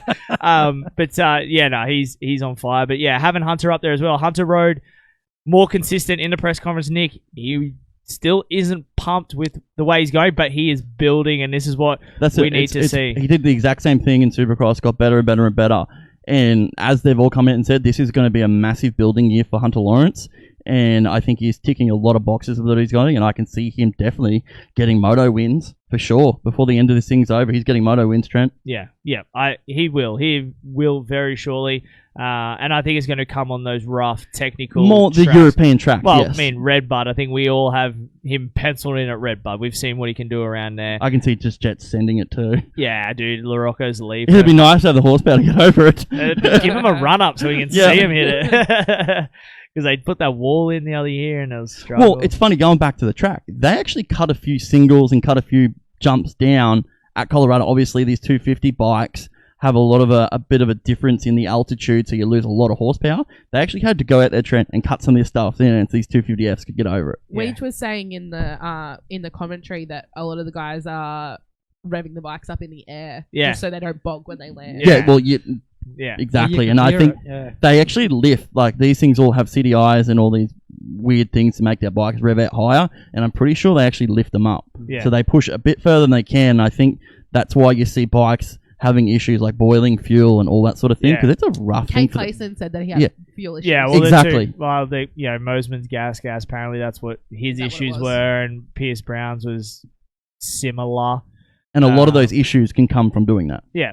So there was a few... And the fact it's hot. Yeah, the altitude, and it was first hot round of the year. Like, it wasn't that hot at Parla, but now you get to Colorado and altitude and heat, and now you start to see the real outdoors start, I feel like. And now we're heading to... why am I drawing a blank? Pennsylvania. Yeah. PA. 2 weeks time. Heading to High Point there. It's gonna... Now we're going to see those real national tracks. So given where it's located, will it be hot there too? Yes. Yeah. Oh, it will be. Very. Yeah. Yep. Yeah. It'll get hotter and and hotter. it's actually pretty cooking over there at the moment. Yeah. I've heard. Yep. Yeah. So I'd love to go really? over. I'd love to go over. Have you? Have you heard, Whitney? Yeah. I don't know if you've heard. Interesting. Joe Shimoda, quietly good. That dude is cementing himself a ride at PC for a long time with the way he's been able to. He's going to be the only one left at PC. Sorry, mate, but he's not staying with PC. Well, he's going somewhere. He's Yeah, cementing he's done a himself. star. Yeah, well, he's cementing himself a ride because of how, like, he's one of those guys. He doesn't have that raw, just blow your face off speed. But here he is, 4th place in the championship. He'll Being end up consistent, in the top, riding these laps, ticking, got to the front. top with that. three. There's a bit of carnage there in front of him, Yep. which helped him. But yeah, he was thereabouts. You got to be that guy. Yeah. And he's like you said, Trent, he's putting this thing together. Yeah. And he's now becoming the lead guy at the Monster Energy Pro Circuit Kawasaki race team. So yeah. So I got a question for you from the press conference, because Joe Shimoda was in the press conference, Yes. right? Yeah. How was he on his ride this weekend? He's still not stoked. He's not stoked, no. He thinks he can do better. Exactly. So he thinks he should be winning? I don't think he thinks he can be winning, but he's wanting to... He wants to be closer. Yeah. Like, there's some big gaps between those I front know. guys to the next group, and he just wants to be closer to that front pack and be near them. Like, I don't think he's, expectation that all of them are to win, but I think he wants to not be that far off the pace. He wants to be closer. But he's had a very odd look at this thing. Like, me and you were in the pre-season conference as well, Trent, and he had a very weird outlook. He wanted to go out there and make mistakes. That's what he said. I want to go out there and make mistakes. How weird's that? I get where he's coming from. I get where he's coming from too, and if that's how he does it, then hey, that's how he does it. But if he does happen to leave Monster Energy Pro Circuit Kawasaki, ouch. Yeah. Ouch, Trent. Unfortunate. Another one. Another one back to dust. Another one to go to Star too. They're going to have 375,000 riders next year. What are they doing with the other couple? We talked about Cole Nichols. They're cutting some. Yeah. Who's not coming back? You want to talk about Marchbanks? Just move on? No. Nothing to say. Not giving him any airtime. Swell. Looked well. Jalek Swell. How's it? Jerry Martin still getting 8th overall in the day with a 140. Dylan Schwartz has been surprisingly good That's on the that fella Suzuki. on the Suzuki, Yeah. Top 10 ride for him, 9th overall. Super consistent, and he's starting to show some real speed. So I have a theory. Yeah, right. So Suzuki in America don't sponsor any of the racing. Like, there's no team, no factory team. Well, Twisted T, but... Twisted have got the money from Suzuki. Yeah. Right. Yep. But they don't, you don't see Suzuki on the media backdrops or anything like that. Oh, they're not. Yeah, they're not. No, the the manufacturer doesn't sponsor anything. So is there a conspiracy theory here about how hard they highlighted in the broadcast that it was incredible that a 250 RNZ was actually doing well? Yeah. I think that's more so the actual fact that it's an RNZ 250 doing well. Mind you, did you see at the start of one of the races where they had a bit of trouble starting it? They didn't have electric start. Just the mechanic, potato. The mechanic had to kick it. Yeah, although, I could do with a Kickstarter every now and again, couldn't I, Trent? Just keep kicking, baby. Just keep kicking.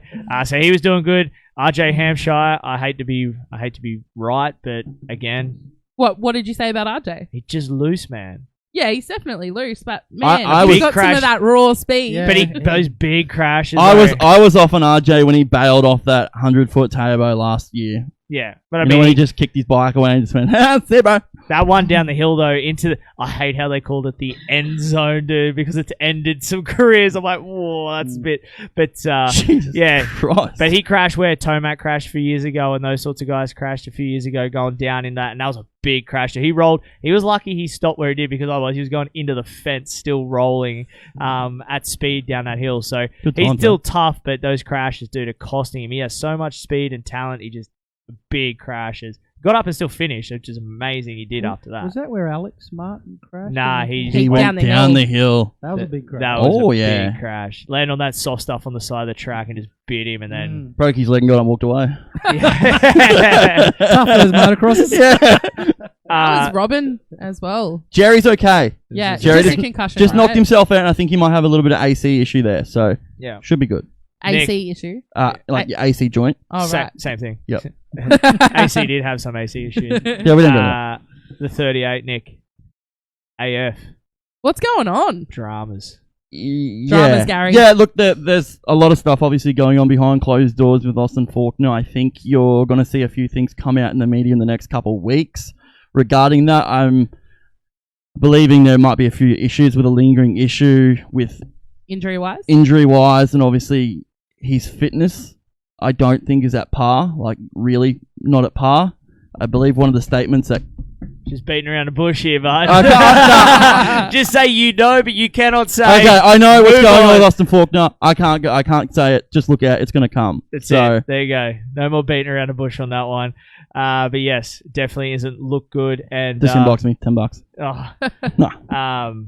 But hey, I think Volan had some issues as well. I thought he would have been better on that type. I think he style had of some track. issues. Volan had a very, very bad food poisoning. Yeah. Like Like apparently really bad. Big issues. Yeah. When you cannot hold things in. Yeah, like they threw his Big gear issues. away. Yeah. Bad. Gross. All I right, don't we'll think that excuse happened. him. Yeah. I don't think that happened. Gets a pass. So Jet Lawrence has 10 points now over Justin Cooper. And then you go back and was that... Oh, jeez, that's a huge gap back to Hunter. He has a lot of points he's got to make up. Yeah, I think it's going to be okay. It's this 13. But I think you're going to see the trend here is going to be between Lawrence and Cooper. These two are going to battle out this championship. I Now, feel. where I was saying just before, these positions, what we've sort of seen out of the first two rounds here on the west coast of America, are they going to change when we head east? No, not on this. I don't think so. Not on the 250s. No? No, I don't Okay, think so. stamp it. Preview shows, we talked about these two guys. Just a quick notable mention out of this as well, Trent. 14th, the number 39 at Carson Mumford. Turn it around. Mumphy Land, turning this thing around. Yep. That's he's a privateer. I'm going to call that a privateer effort from the team they're on. So that's pretty good for him to be up there. Big shout out to him. That's cool. That's it. All right, let's. Anything else 250 from you guys? Try and get into some 450s here. Pierce and Brown's still not really doing good, but I suppose there was mechanical issues So, for them. Yep. Gas guys. 450. Let's just start with one thing only. Yep. Panic button. Burn. Can we all agree? Panic button. ET3. ET3. Oh, ET3, yeah. Yep. Everyone's pegging him for the championship. Everyone's pegging him for the win, at least at Colorado. That It's was not good. hey, No. hey! I didn't watch the race, right? So I missed the race. I'm commentating the racing. Blah blah blah. Trent He comes wants up- you to know he's a busy guy. Yeah, Right? Trent wants you to know he's an announcer. Making out he's busy. Hey, I'll just. Thank you, Darren. It is your birthday. We got to dig in. I'll turn some mics off here in a minute. No, so I'm like, he comes in and he goes, dude, press conference was epic. Like, I'm trying to, like, call the racing. He comes up and he's like, press conference was epic. I'm like, don't tell me the results. Wait, just tell me the freaking results. Anyway, he said something and he goes, and Tomac, I think they just put a headlight on his bike. He's still going. And I'm like, oh, that's that's not good at all. It's really not good for the number 3 of Eli Tomac. I watched the interview they did with him after Parler, sorry. And the one that Wage did. Yeah, and he was he accepted the fact of Parler not being good. He said they changed a lot of things. He sounded positive about it. I was like, hey, they've worked something out here. No. That is the worst performance Eli Tomac has done in the motocross ever. I've looked at it. It's the worst performance. It was sad.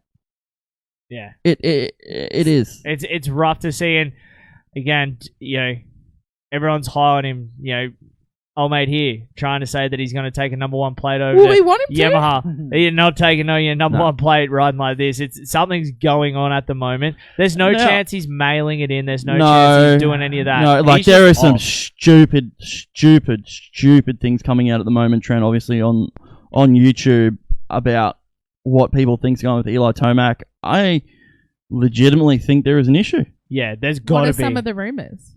I'm not even going to say it. That's stupid.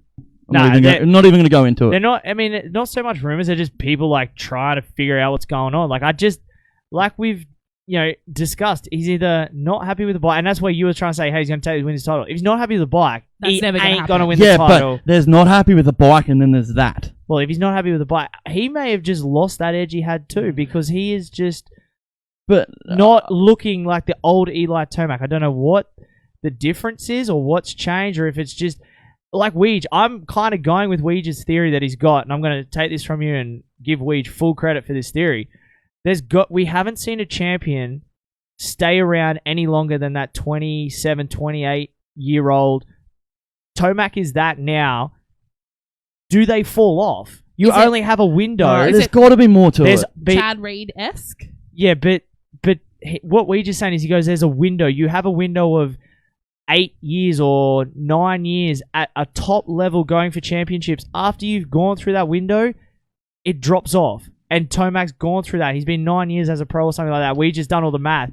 And he explains this way better. So go listen to the Weege show or any of Weege's stuff. He's explained this really, really well. And it has some merit because the only other person that's hung around longer is like Brayton's not, obviously, he's fast and he's a really good rider, but he's not contending for titles. Reed got to a point where, yeah, he did, but he's this generational talent. Chad Reed is, it's hard because Tomac's won more titles than what Chad had, but I don't know, like there's something... The part that really confuses me is I go back, I look at all the analytics from this, okay? So we go back, look at all the lap times from the day, back to his qualifying, back to his practice. He can go out there and put a lap down, which is good, which is really up there with qualifying. It's going to stand there. And then the moto comes around and does that. Like, his lap times are consistent, so I don't know if it's fitness. I don't know. I'm really, and I'm sort of getting annoyed talking about it because it's a never-ending thing with this. Yeah, we just keep going. And it's just going to keep going, so I am... Good luck, Eli. I wonder, is it that hangover syndrome? Like he's won the titles he needed to win, and is he now like... Why is he still at it? I'm content, with that. But sometimes that very well could be true. It's a mental thing that, you know what, I'm trying, but I don't know whether I'm going to get back to that level again. Yeah. Like Roxanne, sort of. But on the analytics side of things, and microphone, do your mouth. Yeah, there you go. thanks, mate. this is probably going to be a stupid, there you are. This is probably going to be a stupid question, and forgive me for it. But are the lap times from last year at Thunder Valley, or the last time they raced at Thunder Valley, comparable to this year's? Quicker. Is it a similar track? It's different track, but this track is a lot quicker than a normal Thunder Valley track. Yeah, right. different So you can't compare year to year. No. Some tracks I'm gonna do it. I'm gonna go to some of these tracks and I'm gonna do it just because I'm interested to know. If they've knocked jumps down and everything, it's naturally going to be quicker. Yeah. Well, not only that, the prep was different, but it was a different layout. Yeah. So that's what I had been thinking about because I haven't watched motocross hard out in a few years. There's one track I have left in my Eli bag where if you do not perform at this track, Eli, I'm really worried. What track is that? Southwick. Thank you. He's dominated Southwick multiple years and over and over and over. Yeah, I mean he did get beaten by Zach Osborne exactly. last year though. Zacho was good in this. Well, let's just quickly go into Zacho, Trent. Yeah, the back issues flared up. We know in the preseason press conference when we're talking about it, he was all tight, like all happy about it. I did not buy into that at all. That is why I asked the question, mate. 2 weeks ago, you come out and said 20 minutes, you're starting to feel pain. He's like, nah, we've all sort of got through that. No. As soon as you hit something, as soon as you put that back in a compromising position, backs are bad. You had a bad back, Dad, for a long time until you got it sorted out. Like it doesn't take much. He used to sneeze and he'd be laid up for like a week. Yeah. Like it's not. It doesn't take much. Another 2 rounds like that, Trent. I would assume that Rockstar Husky just say, "Hey, you need to go get this fixed. You need surgery now. Yeah, like he's out. Exactly. Give it another round. If that's what if I was Rockstar Husky, I'd say, "Hey, you got one more round to if you think you're going to do this. If these are not the expectations met, you're getting out. You're having surgery to get ready for next year." Yeah. I mean, the title's off the table. Yep. Go and get surgery. Well, yeah, like all motocross riders, they want to keep riding. Yeah. And he thinks he can ride. You know, but yeah, at some stage, like you say, the team's got to go, you know what? We need to Yeah, I think that time is now. Well, the other thing is too, that big number one on the bike was really Yeah. great. So, but not running around in 15th, 12th, where But he had a good showing. Moto 1. Yeah, and then he was doing pretty well in Moto 2 as well, but then he crashed. Yeah, right at the end. And I don't think we even saw it on the broadcast. What's did we? that? Zach Osborne's crash in Moto 2. It wasn't really a crash.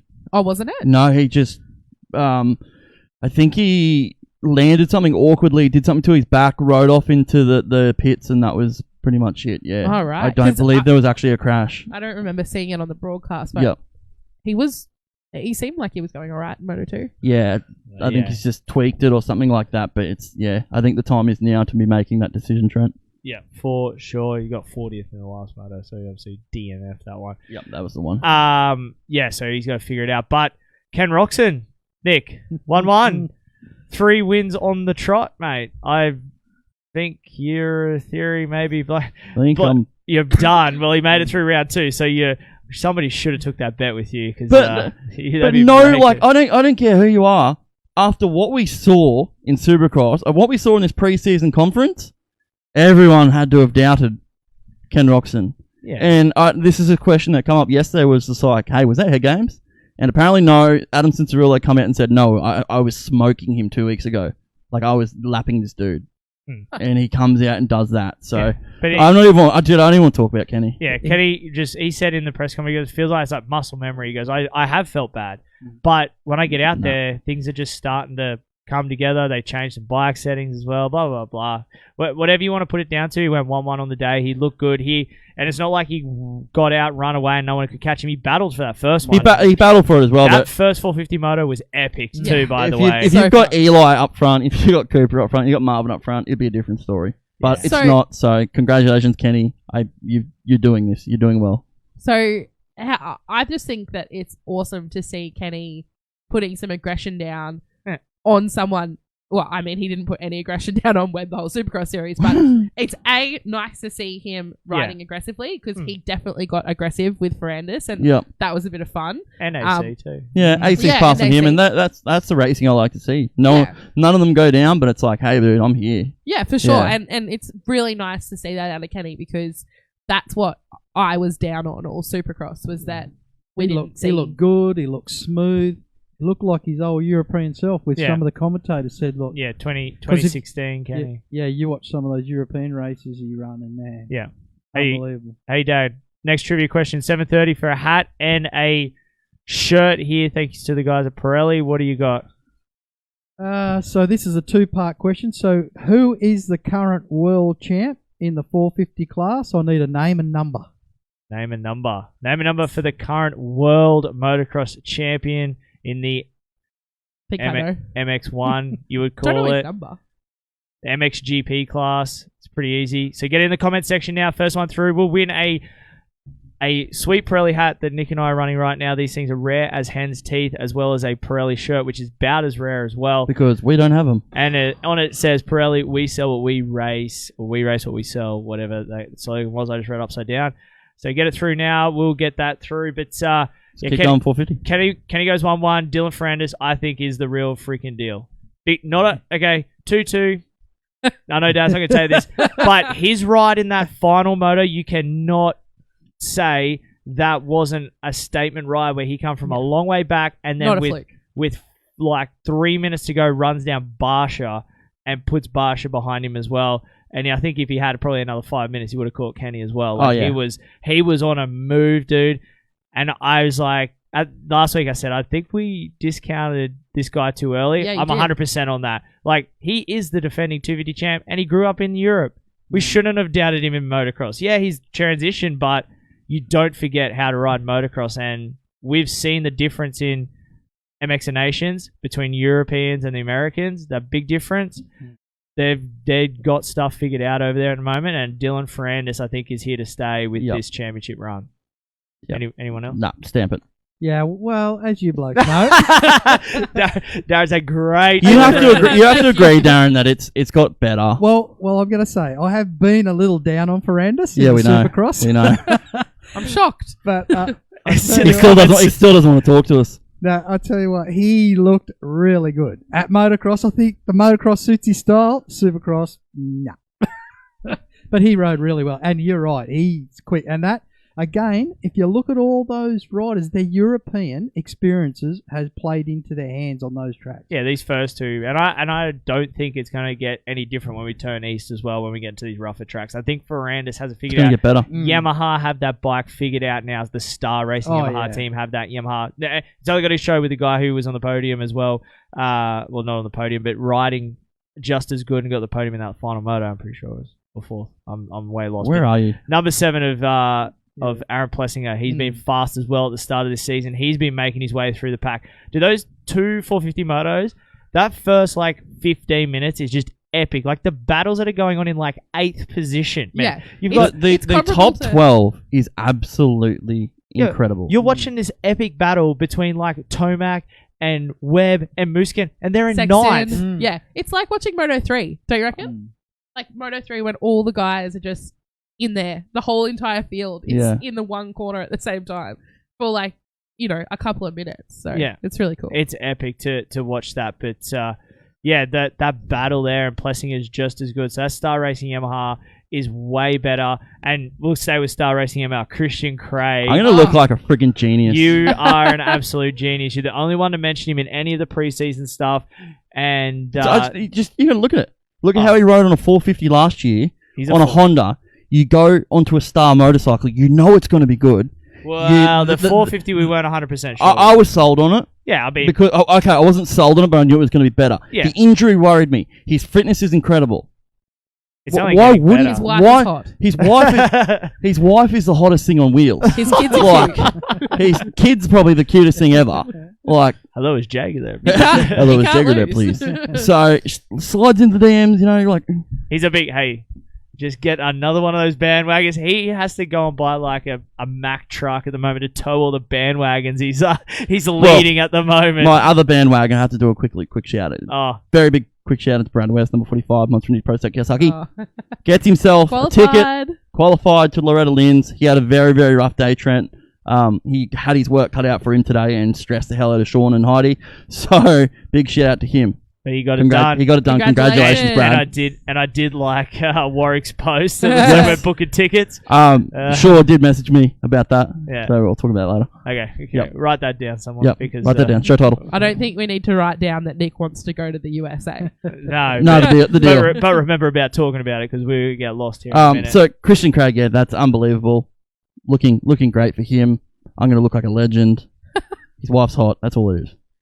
I think too, some of what I picked up from watching the telecast was how good some of them bikes were set up, like the front runners, like suspension wise on them. And you look at those Star Yamahas and the Hondas, how well they were working compared to some of those other brands. And one of them blokes can hit those downhills as quick as they can, just soaking that stuff up. Well, Justin Barsha come out and actually said the day before they went, they come out with a setting for the suspension that they hadn't tried. It was just something that they've put together. And he rode it, and he absolutely loved it. Yeah. So, track was a lot different to probably what they were expecting too. So he went a little out there. I think the setup prior, and apparently the track on the press day, Trent, was a lot different than the track they got on. I would not be wrong in saying I feel that the settings they went with was what they had for Parla, because they were expecting Parla to be harder than it was, and it was super soft, and they all had to stiffen everything up. I bet you they went to Colorado with this stiffer setting, went, shit, back to Parla's setting. I think the Parla setting scared a few people. Yeah, it was so much flatter at Colorado. But no, he did well. AC9, baby. Podes. Got to stop it. Got to stop these errors. He does, but he's building. We're building. I know he's building. He's absolutely unbelievable. You got to stop these errors. At the start of that first moto, I was going to send when I finally watched it back, I was going to send him a message, even though I knew the results. Actually, just wait. A couple of weeks ago, because you listened to all the shows, I was like, hey, you want to do another bet? And Trent was like, nah, no more bets. Do you recall that? Yeah. Thank you. Moving on. Because AC followed the whole shot too. But hey, what did I tell you over dinner? What? I've drunk the Kool-Aid. I'm in. You're in. I'm all in on AC9. He's great. Maybe we need to get him a Pirelli mid-soft front. I think that could. That could be the best. That could be the best. Should we pencil that in? Pencil that in. We'll set it straight into AC's DM. I'll slide into his DMs this time. Would you like? I'll get it sorted. Yeah, I'll sort it out. Pirelli This mid-soft. one's mine. Nah, he rode better. He does have to stop those little errors. But again, this AC still kind of the pressure, not the pressure, but the speed and the unbelievable. That sort of stuff he brought from last year. I think it was a lot easier for him to be more consistent last year because it wasn't as stacked. Where this year, these little mistakes because that pace at the front is hot at the moment, and he's not happy yet, Trent. Like you're just saying. I think when I was going back and saying if we're going to see a different rider from west to east, I think one of those riders is going to be Adam Cincerillo. Being back over in Florida, you got this humidity. It's going to knock a few people around. All these boys love that. Yeah, I think a few of these tracks are really, really, really going to suit him, and he's got 2 weeks off, and he even said press conference, I got to go to work. Yeah, and he's the type of dude that does go to work, Trent. Yeah. Do you reckon he's an excavator? Hey? Do you reckon he's an excavator? He's looking for subsoil. He gets into subsoil.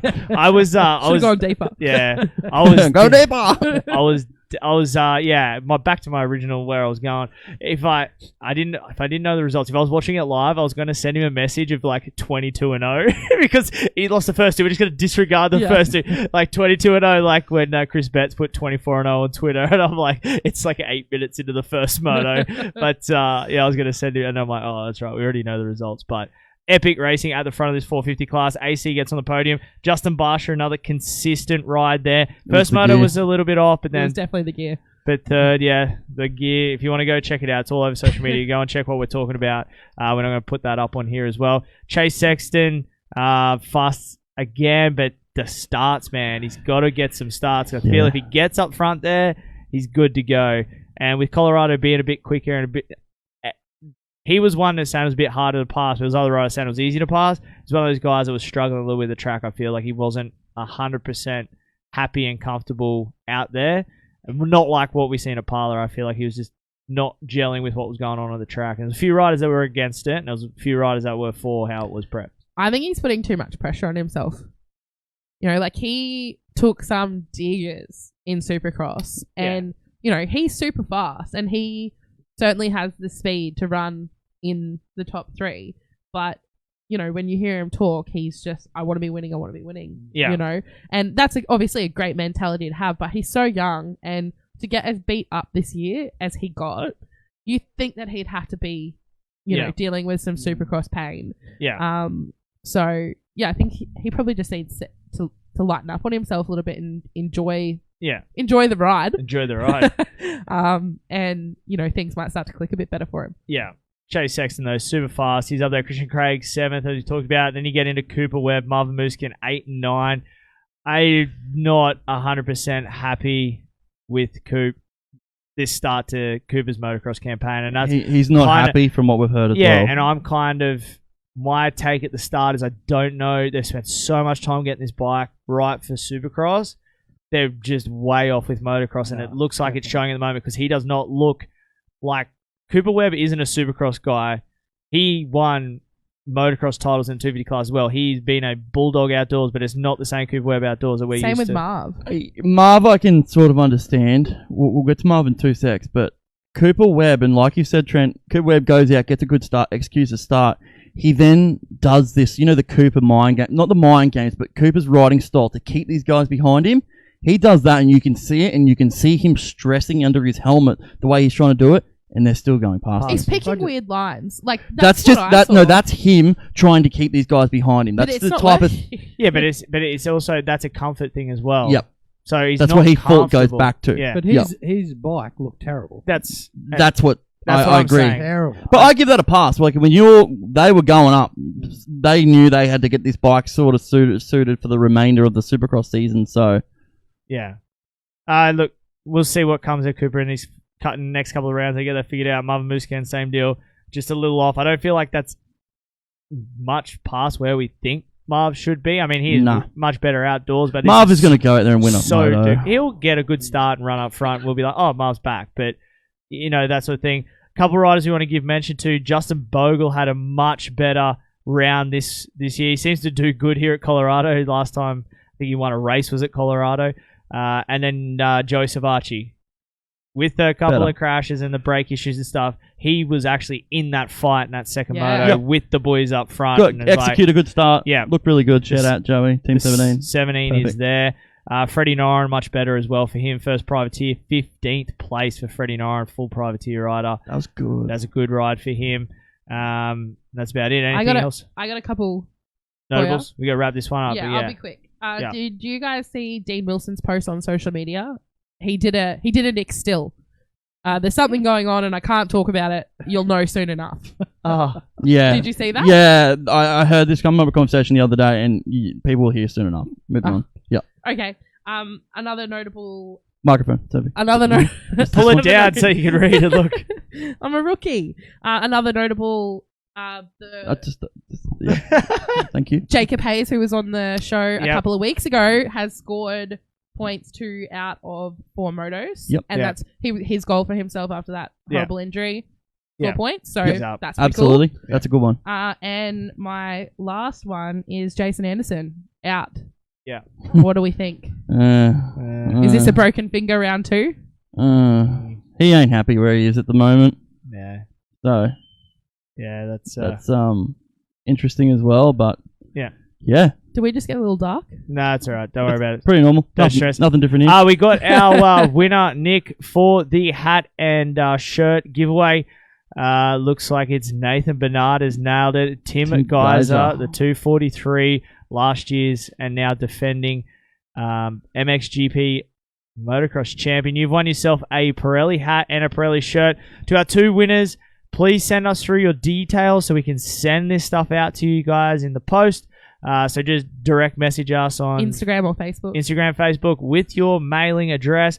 We'll get these prizes out to you straight away so you can enjoy a new set of tyres there for Corey Chook, and then also the shirt and that for Nathan Bernard. Wraps up a title on the weekend and then comes and wins a t-shirt and a hat as well on Monday night. It's Moto Limited Show. You come to Moto Limited Show and you just win. Come and win. All right, Nick, well, let's take our first and only commercial break of the evening. We need to reset. We've got another in-studio guest coming in to take over from Whitney here.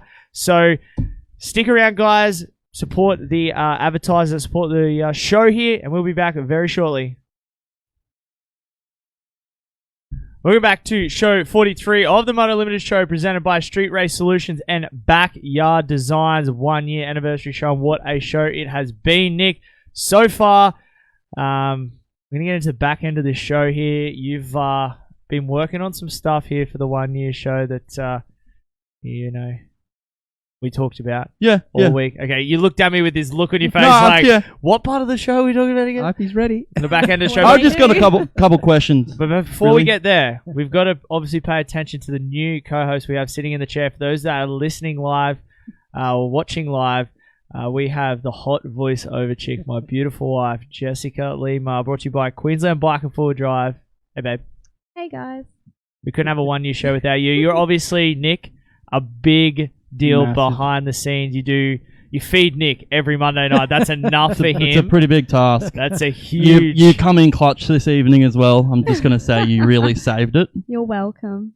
Continually feed Nick. You've obviously supported me throughout everything that I've done here and always support me in everything I do. So I do appreciate, letting us be in here till late at night, people coming over to your house every week.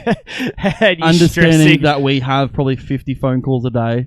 Yes, I'm well aware of this. How has that been for you? Obviously, this is a year now. You've watched it grow. You've watched Trent grow as a person, as what he's doing.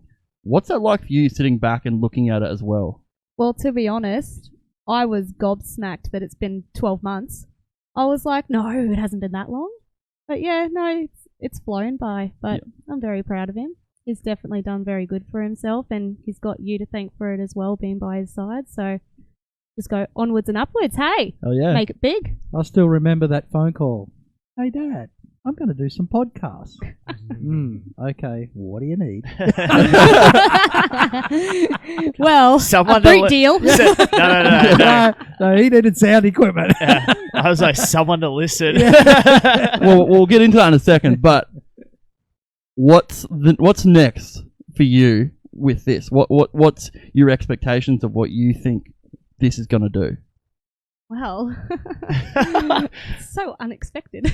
Let me ask you this. Should have prepped her. No, I think it's cool because, like, in 365 days when we're sitting here having the same conversation, what's going to be different?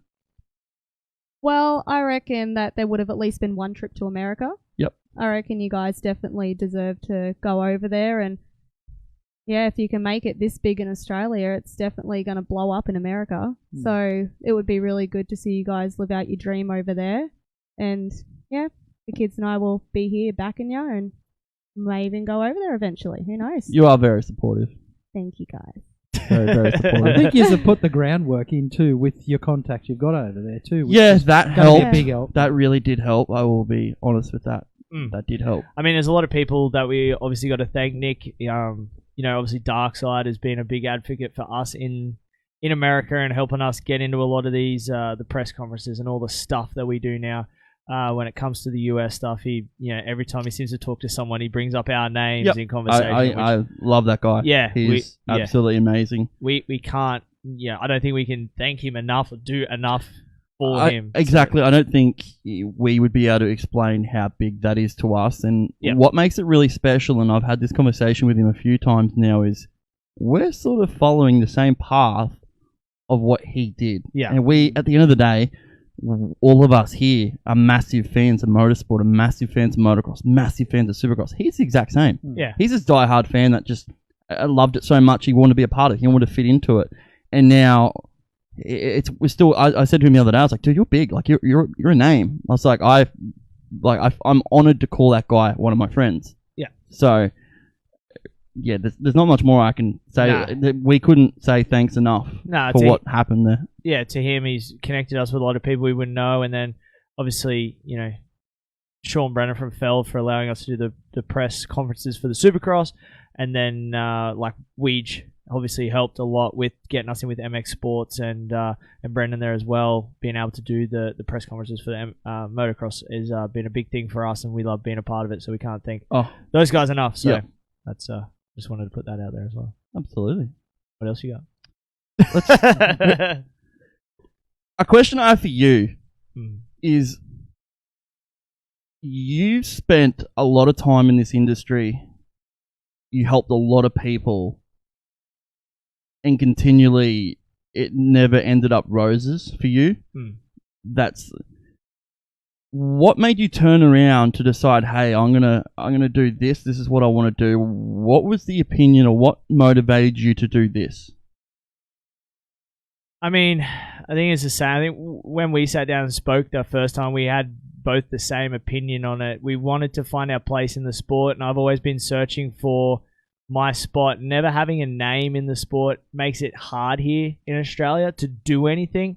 You have to have been at the top level for anyone to take you serious, I feel like. And I'm like, well, I love podcasts. I wanted to be on podcast. I wanted to do as much media as I could as a writer, and I never got the chance to because, again, didn't have that name. So I was like, I'm going to start this because I want to give the younger generation an opportunity that I never got, is to do that. And that's why, we do try and get the top level guys on, but we've had a lot of young juniors on. We've got some people coming in studio here that are young riders that are on their way up that deserve an opportunity to give guys their chance to say their story. And that's sort of why I begun it in the first place. I mean, yeah, sometimes this industry can kick you in the butt, but I mean, I still love the sport. I still love it. I try and disregard the industry side of it, and the passion there's got to be a day there where you didn't want to do the industry anymore. You want to get out of it.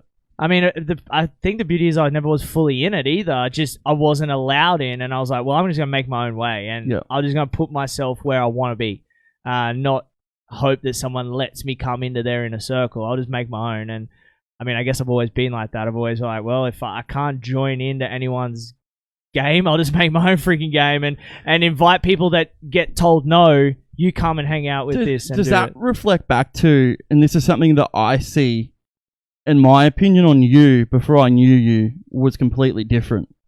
You're a pretty sheltered dude, and I think a lot of people misinterpret you for what you are, and it's not until I sort of got to know you, speak to you, and understand who you are, that I was just like, hey, I can understand this, and this dude's sheltered for a reason. is that a reason, like, you feel that because you think people misinterpret what you're trying to do or the reason you are and the reason who you are? I mean, yeah, I haven't really gone too deep in some of my personal stuff, but I mean, as a kid, I had issues with anxiety and stuff like that, and talking to people. Like, if anyone realizes how much talking I do now, as a young kid, I struggled. I mean, I hated answering the phone. Yeah, I hated knocking on people's doors.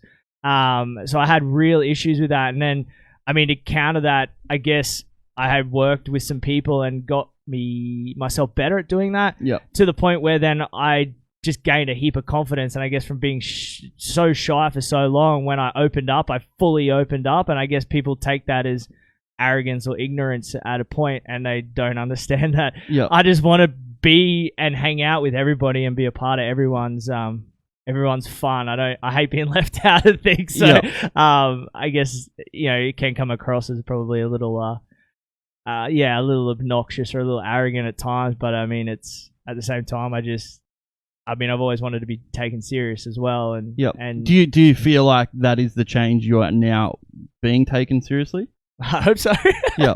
I mean, again, we talk about it when people come up and say stuff to us. It's like, you actually listen to what we have to say. So, I mean, a little bit it's cool when people come up and say we've been doing a good job with this or a good job with the live announcing stuff. Like, if I still don't know how to take it. Like, I can't say thank you and appreciate everyone's kind words enough. But I mean, again, at the same time, I don't want to be better than anybody else. I just want everyone to enjoy the same thing I do, and and enjoy the things that that come along with what we do, and involve everyone. I said the Dylan Gunter wearing a t-shirt, like the hoodie, man. Like, it's the little things, and I think I'm not better than you guys. Personally, from the past you had and the way you were brought up from obviously Darren and Tracy, you appreciate the little things a lot more. Yeah, that's what makes what we do, I think, so much special, because I can see that personally. Yeah, for you, Darren, seeing this or seeing the way Trent changed or seeing the way he's now got himself into the industry by himself and sort of building what it is, that's got to be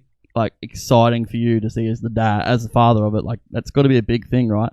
Oh yeah, for sure. But look, back when Trent was younger, I always believe that in life there's leaders and there's followers. And I could see from a young age that he was probably going to be a leader.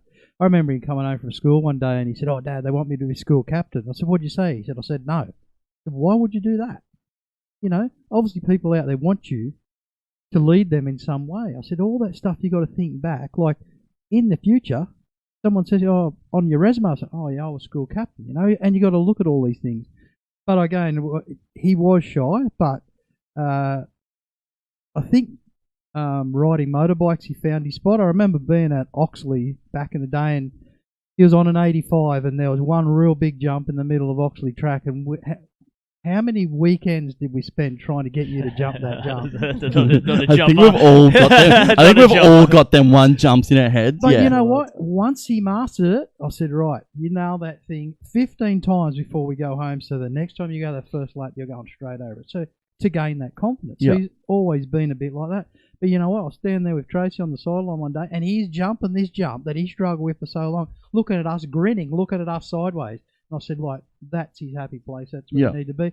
We tried the whole soccer thing, and it didn't work. Yeah. So Next generation. But that's another thing. Like, that's pretty cool that you obviously get to do it with Chance Jordan, and soccer's a big thing to you, so you get to live that through them as well. That's another thing that's incredible, I think, for you personally. Yeah, but I think I'm proud of what both of you have achieved, and I'm proud the way that Trent has progressed into a great young man now, and to want to go riding and camping with his wife and kids, and that we did when we were young. To me, I feel like like I've done my job. Exactly. Yeah. So. I agree 100%. Moving back over to this, in the same question to you, in 365 days, what's different? Now, I mean, I hope a whole lot. I mean, to sit here now, a year on, to think of where it is, like I can't even picture where we're going to be in 365 days. Like, we have so much in plans between yourself and I now that, I guess we can well, we haven't really announced that yet, but you're an official partner of the Moto Limited show now. It's all the paperwork's been done, so you are officially.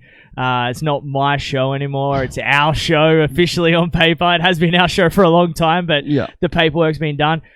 We have so much stuff that we want to achieve, and we have massive goals that we've set for ourselves. And I feel like, I mean, the sky's the limit. We're both hungry for it. We're both passionate about what we do, and we have great support networks. And as I said, you know, the people we have behind us and this team growing to have, you know, obviously Whitney with us and Chris with us as well now. Like, it's just, dude, I was, when you said we can make this thing go live on Facebook, I was like, man, there's no chance that anyone's even going to do that. That's another one of my questions is, obviously this started off with you and Rob was a massive part of this, and I think Rob is always going to be a massive part of this from everything you started, but how do you sit there by yourself trying to record something and are you scared that no one's going to listen to it?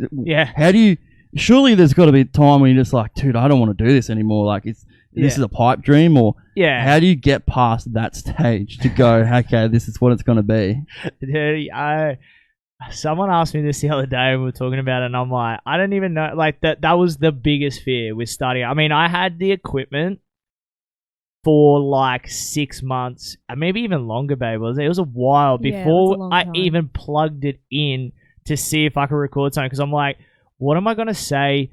What am I, is anybody even going to listen? Like, and it was that whole fear of going back to what I said is like, I don't have the name, so no one's going to listen to what I have to say because I don't have a name behind me for people to go, oh, this guy's doing a podcast now. Like, and that was the biggest fear of nothing. And then as I seen the numbers grow and the people reaching out, the people saying, you know, they love this show or they love, you know, listening to the stuff I did, I was like, oh, hang on a minute. Like, maybe I can do this, and maybe people want to hear a different side, not the same side that everyone gets to see. They want to see it from our angle. And I was like, all right, let's see how this goes. But definitely was a massive fear early on, was no one's going to listen to what I have to say.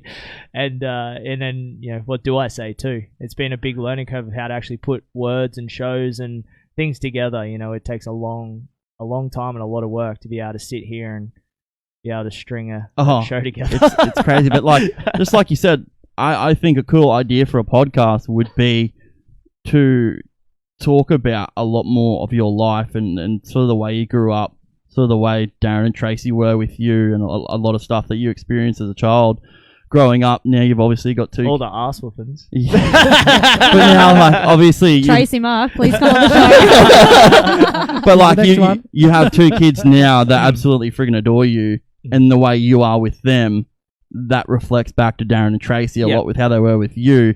And when you were a kid and your upbringing, things weren't perfect. You didn't come from one of these people that were handed absolutely everything. You've had to work for a lot of things in life, and I think those stories are the success stories that you hear. Give me, we can't go into this for hours, but give me 3 things right now that people don't know about Spencer Trent Mayer that they really should. Oh, geez, that's hard. You could have prepped me on that one. Hey. I mean, I guess it's just hard work. Like, I mean, Dad said this before, if I'm doing something, I'm doing it 100%. Like, I'm not gonna half do it and walk away. I'm gonna do everything I can, even if it puts me behind in life or financially or something like that. Because you're not afraid to fail. No, I mean I've failed before, and I guess I'm not proud of my failures, but I embrace them. Like, that's what built me into what I'm able to do now and give me the life experiences that I've had. I mean, I've had failed businesses before, and I mean, shit, you know, I'm still here, still kicking, and I've learned from that. Now I know what not to do when I get into that situation. But I just mean I do everything 100%. If I'm going to do it, I'm going to do it properly, and I'm going to do it the right way. I'm not going to cut any corners. So, I mean, that's probably the biggest thing. And that might reflect back to you as a person as well, the way you come across to people, that you like to do things your way because you're 100%, you're committed to it. So that's probably another way that looks at it. Another one. What's something else?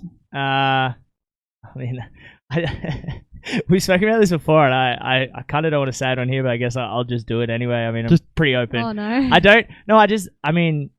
I don't know. I guess I don't know if I have like a resting bitch face or something, but I mean, I'm the most approachable guy ever. If you want to talk to me about absolutely anything, I will speak to you for hours. That's what I mean. Like, I can talk to you as I before this, I knew you as a person, obviously a personal trainer, or grew up, and my opinion of you as a person was based off nothing but what I could see, or the way I think it. And it was just not until I had many conversations with Garrett Morrissey about it. I had many conversations with you about it. And it wasn't until I got to break down that and sort of, when we spend we're on the phone to each other every day. Every weekend we spend every minute together. So we talk about a lot of stuff, and it wasn't, I sort of broke it down. I and would just, like my husband back. Hey, you can just come. There's usually more than one bed. I do sleep on the couch.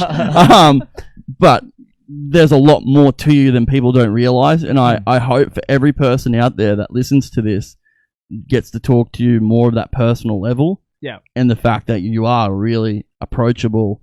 You like people coming up and talking. It's frustrating going to a racetrack with you because either it's like 6 o'clock at night and I just want to go home and you want to go walk through the pits and talk to people, or it's 5:30 in the morning and I just want to stay in bed and you wake me up, kick me out so we can go to the track and talk to people. Yeah.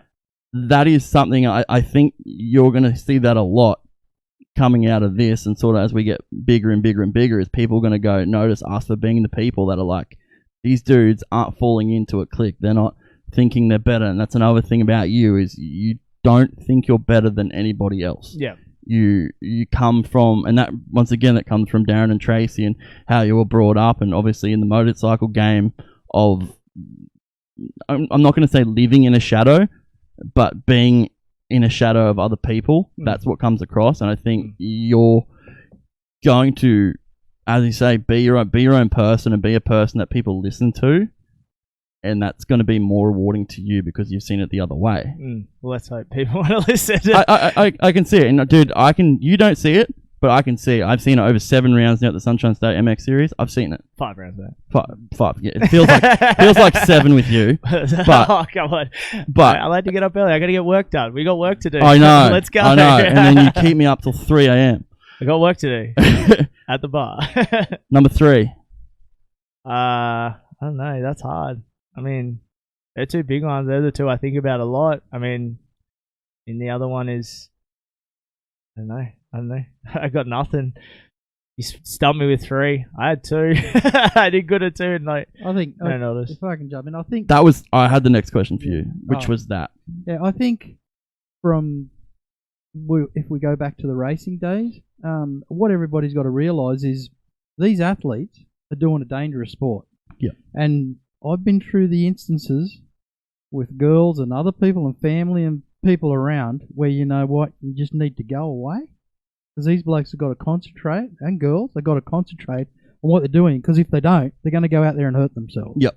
So I don't think that's what a lot of people see that goes on in the background, of all these other external factors can determine what happens out there on the track. And people need to be serious about it. So, and that's what I've always instilled into them.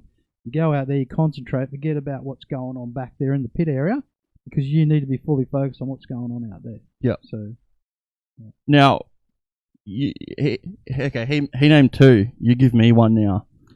One thing that you think people should know about Trent that maybe they don't, or maybe gets misinterpreted.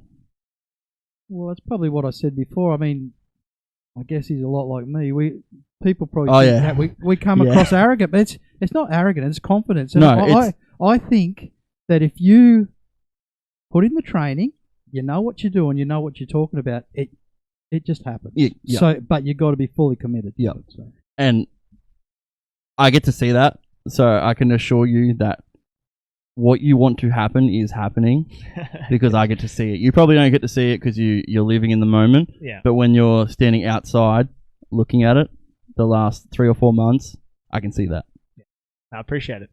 So you're a good dude. Thanks. You're Hey, a you good got dude. deep there, mate. That was a deep part of the show. I said you could have the last part. It needs to be though. Like, this is 1 year of something that was a dream and something that was so close to you, and people need to know where it come from.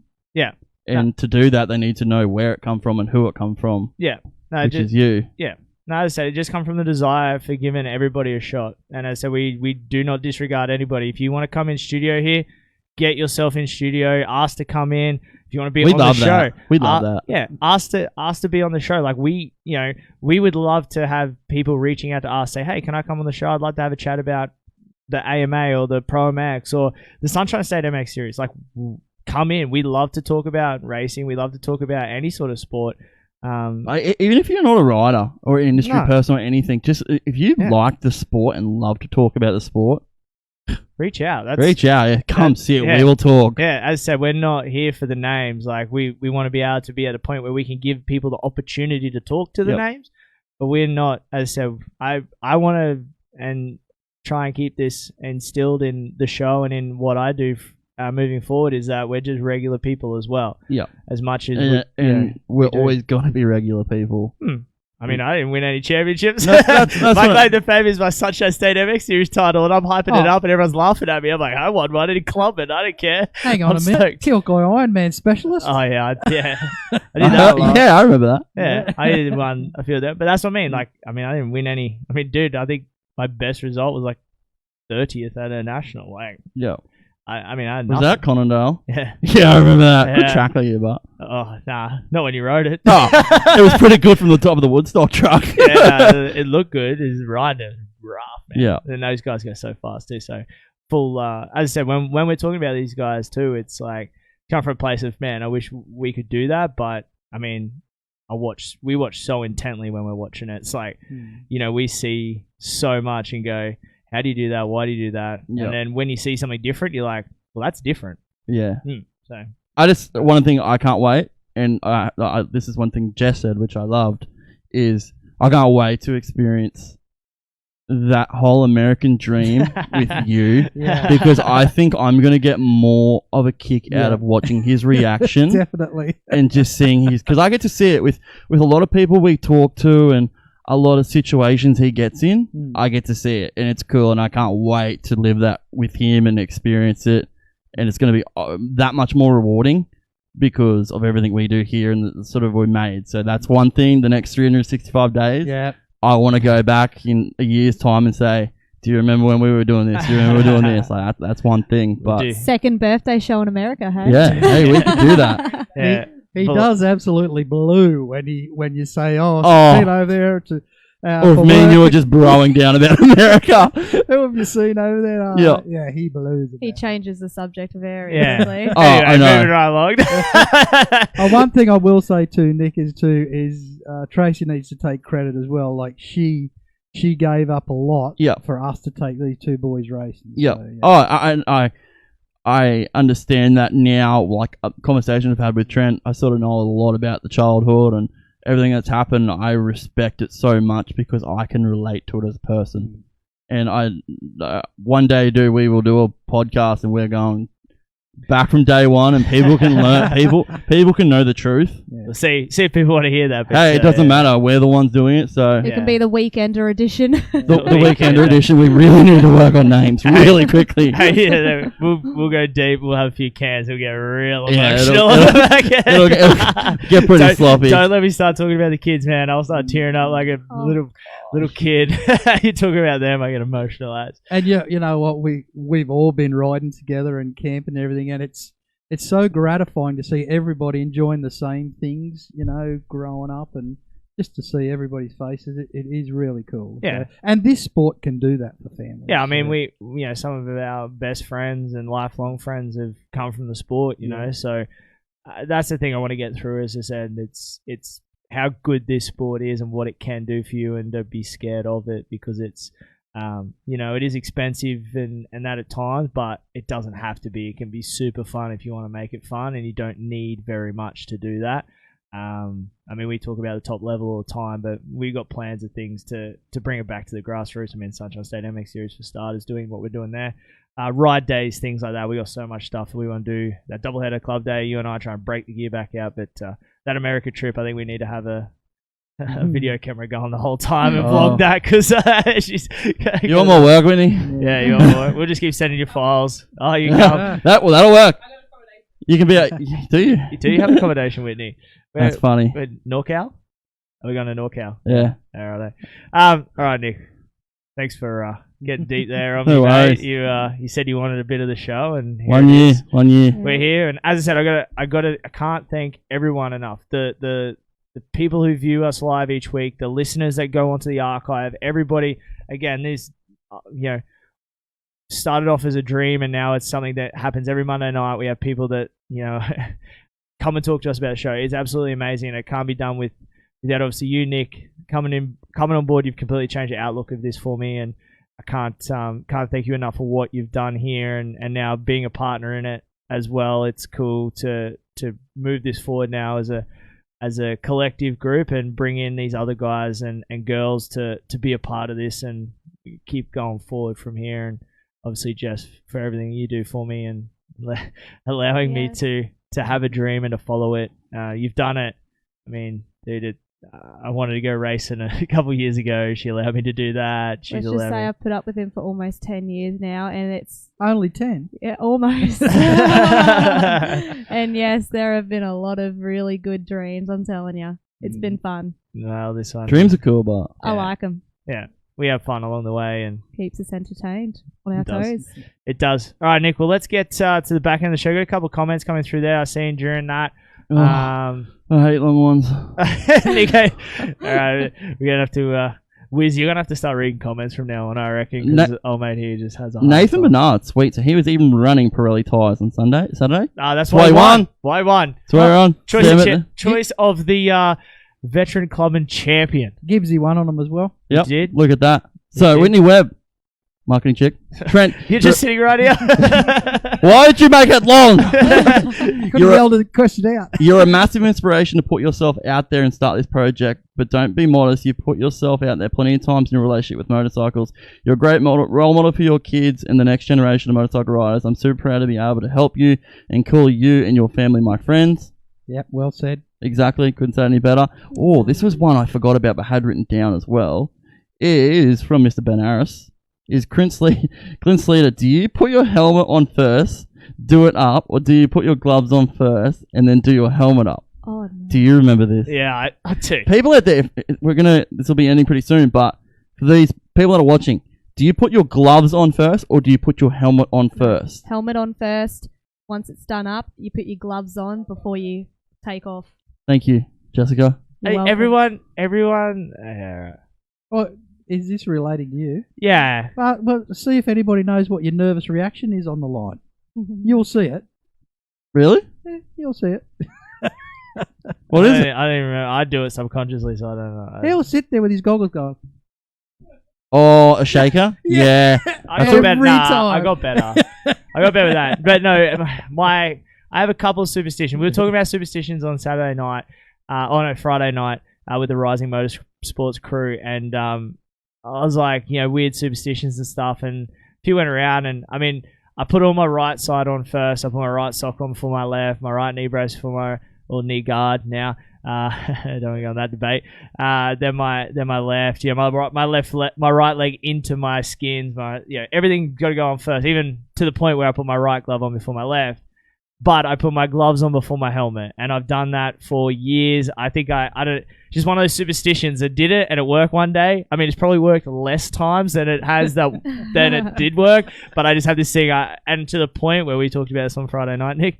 If I put my helmet on and go to do it up and realize my gloves are off, I take my helmet back off and put it down, and then put my gloves on, pick the helmet back up and put it on. I can't just put my gloves on then do it up. It has to come off again. You are a strange kettle of fish, my friend. Hey, I got superstitious. Just quickly, can we bring back to the whole superstitious thing? Oh. Darren, do you remember that white leather? Oh, yeah, the ankle brace. That he wore. Yeah. I'm not kidding. He had it for when he snapped his ankle, and he still wore it years later. Well, it was old and ratty and falling apart, and we put our foot down. I can elaborate on that. So when he did break his ankle, we bought this leather guard for him to hold it together so he could ride again.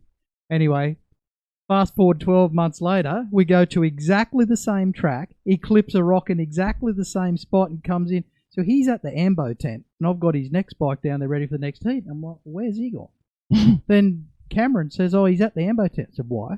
He goes, oh, he's hurt his ankle. So I go over there. What's wrong with your ankle? He goes, I think I've broken it again. I said, well, does it feel like last time you broke it, or it's not that bad? Oh, it's not that bad. Put your boot back on. Your bike's over there. So puts his boot back on, goes out and wins the next 5 races. And sometimes you just got to suck it up. Was it broken? No. But shit. But it was. I think the deal was he never wore the ankle brace. I said, if you need to wear that for the next 5 years, just wear it. Yeah, so it was him. Thanks, Darren. but like when I hit it though, like I jammed it, and it was the first real big hit I took on it. Yeah. And I think it was more my brain too. Like it was because it wasn't. When he says broken ankle, it was like an understatement. It was like, smashed. This thing was completely in smithereens when they put it back together. And so when I had that first big hit on it, I was like, oh, this thing's broke again. And then my brain was telling me it was done. It hurt like shit. I'm not going to deny that, but yeah. No doubt it did. But yes, I mean, Jess, there's some other superstitions you don't even.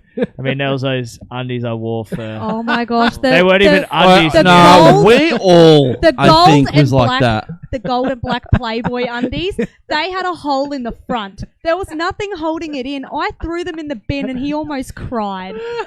We can all relate to that. I opened myself up to that one, so Yeah. I'll take it. Let's keep going from Tony Harkin, I think it is. Hey team, keep doing what you're doing as the formula is great and it's work. Keep being real as that is what connects you to the audience.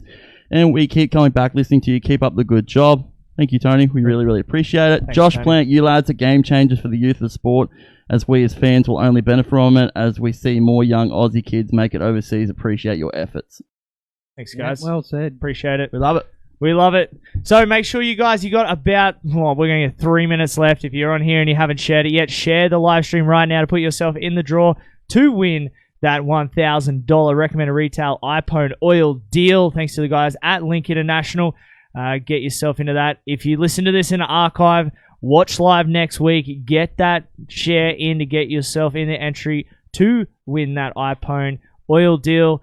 And they got some pretty cool stuff. They got that 2-stroke oil, Nick, over there. What's this? The Samurai, Dad. Yeah. Smells like strawberries. That's when cool. It burns. I actually really want to see that. When it burns, it smells like strawberries. Yeah. So I want to test. We need to go You've get got find a 4-stroke. Yeah, we need to go find a 2-stroke. Whitney, we'll put it in your 2-stroke. We got to sell hot boxes. Hey. Yeah. We'll bring it in here. We'll hot boxes. So they got plenty of cool stuff. So get yourself in there. Thank you to Corey Chook, who wins a set of tyres. Again, get yourself those details to us for those tyres to be sent out. We'll try and get them out to you as soon as possible. Brand new set of mid-soft Pirelli tyres. Those things stick like shit to a blanket.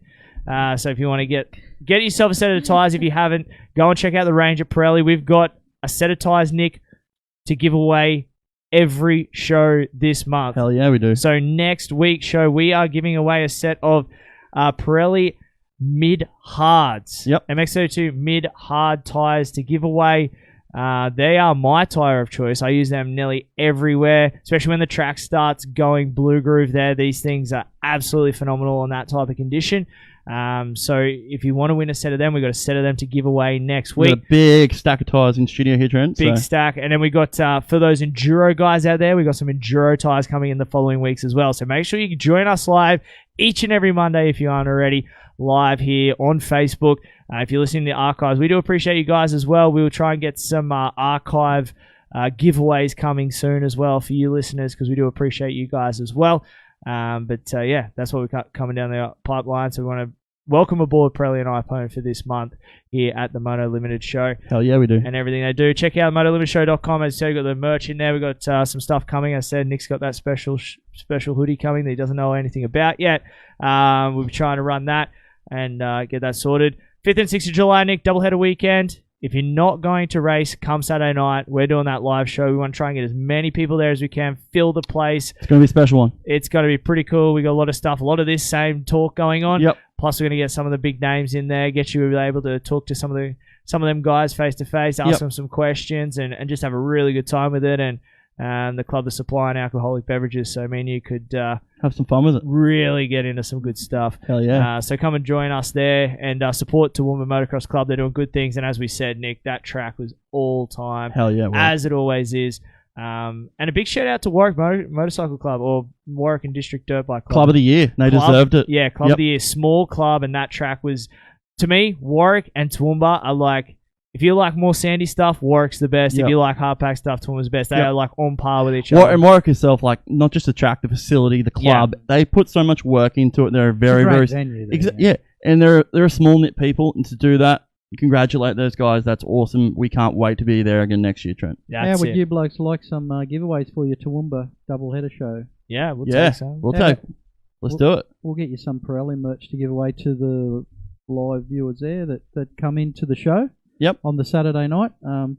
Hell yeah. We'll get some goodies for you for the fans to grab while they're there. Making deals. They can do that, making deals. Hear that? So come. Come, you win some stuff, peoples. Put it in your calendar. The 5th and 6th of July up at Toowoomba Motocross Club. We'll be there. We got a little something in the pipeline, Nick, we're working on at the moment. The vlog series leading up into this event. All of the pre-season quotation marks riding you and I'll be doing, and obviously all the banter that goes with it, and then the action that's going on the day. As you said, there's some things going in the background with us riding different bikes and all sorts of carry on going on. So there's a lot happening. We want to bring everybody along on the ride. If you're not going to be there, you'll be able to follow along in that series just to bring you guys more and more content that we can throughout the year and build this thing into something. Queensland titles in a couple of weeks. You'll be there. Yep. Live announcing, back on the Line mic. up. Oof, we're flying up. Hey, in this vlog, Yeah. is there going to be bike prep? Because I want to see your mechanic skills. I just want to see Trent change a tyre. I change tyres all the time. Jessica. Hey, I just want to film you put tyre stickers on. I'm just glad he can change tyres now. So let me off the hook. You should have seen him putting tyre stickers on. I was very They were impressed easy. with how good they are now. They've And definitely he improved. wanted everyone to know how impressed he was with it. Yeah, they're way better. They're not easy to No, play. these new ones are. Oh, here we go again. Good ones. Yeah, they're the good ones. Here we go again. Yeah, so we got some the tyre stickers for the factory tyre stickers. This vlog is going to be funny. It's going to be fun. We're going to have a lot of fun with it. We're definitely looking to get some people on board with that as well and enjoy the ride with that one. We want to thank all of our partners here at the Moto Limited Show: Ruse Systems, Street Race Solutions, Backyard Designs. Remember, use the code Moto Limited at checkout to save 15% on any of your graphics needs there at Backyard Design. National Luna Fridges. Nick, the Rolls Royce of fridges. They gave one away up there at the Sunshine State MX Series. Adam, as always, stepping up for the series and for us here at the Moto Limited Show. KTR Apparel. The Pirelli tyres, again, get yourself a set of mid-hard or mid-soft tyres depending on what terrain you use. They've also got that awesome paddle tyre, better than any paddle tyre on the market. Just go and check that out today. Queensland Bike and Full Drive up there on the hill, Nick. We were at Toowoomba, the lovely Toowoomba. I didn't even get to go and see we're too busy. I didn't even get to go see the new shop. Yeah, it's pretty awesome, mate. All see the team at QB4. Yep. I We think didn't I even was get to busy. see the Street Race Solutions sign. No, we didn't do anything. We were busy. We got to get back up. Yeah, I might come up on the weekend. There is a practice day at Toowoomba, unprepped. I don't know if they're going to leave it Yeah, unprepped. you can have that. That was rough. You can have that. MPE Suspension, Paul up there at MPE Suspension does a fantastic job with any suspension needs. The suspension choice of myself and Mr. Nick Still. And the iPhone oils, remember, share giveaway every show from now until the end of this month. We'll be drawing this at the start of the July month. We'll be giving this away. This iPhone deal will be out of $1,000 worth of oil. You can buy a lot of oil for that. But this has been the 1 year anniversary show 43 of the Moto Limited Show. I want to thank everyone who's stuck around. Listen, I want to thank everyone who's joined in the comment section. I'm going to go through the round table. Wiz, mic's on, mate. Wait, Thank you. Thank you. Cut off earlier. Show 2. Yeah, and the show number 2. It's definitely an experience, and look forward to seeing the rest of them. No more technical difficulties. Not that I've heard. So Nah, I think perfect. we're, That's good. That's all we need. That's all we needed. That's all we needed. But thank you, mate, for joining us and being a part of it here. Yep. Have we got a few names? Few names for what? Share giveaway, mate. Oh yeah, we got a few. But look at your screen there. It looks like we got about 22 names. 22 names. Unfortunately, I can't see all of them. So the ones that I've got written Yep. down, we're up to 16. Exactly. So, guys, that is right. If you are sharing it, just put in the comments share, because your security settings might not show that sort of stuff for us. So make sure you put it there, and you will definitely get in for sure. That's it. So get that done. Whitney, marketing chick, thank you. Way from the deep depths of the stadium seating down there. See the reflection of the TV. So Yeah. Yeah. Don't worry about that. Another technical difficulty. Jessica, thank you. Thanks for having me. Thank you as always for doing what you do. You're both very welcome. The hot voiceover chick. Thank you. Thank you. Thank you for saving dinner. You're welcome. Not As I talking- do every Monday. Yeah, as you do. Well, you just go keep it up. You set a high bar now. Yeah, you set a high bar. Set a high bar. I'd like to thank, obviously, Jaden for being in here earlier, my little man. You did well. He did an awesome job. He wanted to come back in and join in again, but You had trouble keeping him off the next one. yeah, he loves it. I think he loves to talk as much as Dad. Hey, Dad, thanks for coming in. Thanks for having me, and look forward to the show where Nick dives deep into your earlier childhood. That'll be great to listen to. That'll be good. Thank you for everything you do for us, Darren. Yeah. Thank you. I appreciate what you do for Link as a company, and Yep. we're glad to be partnered up. And look forward to the future.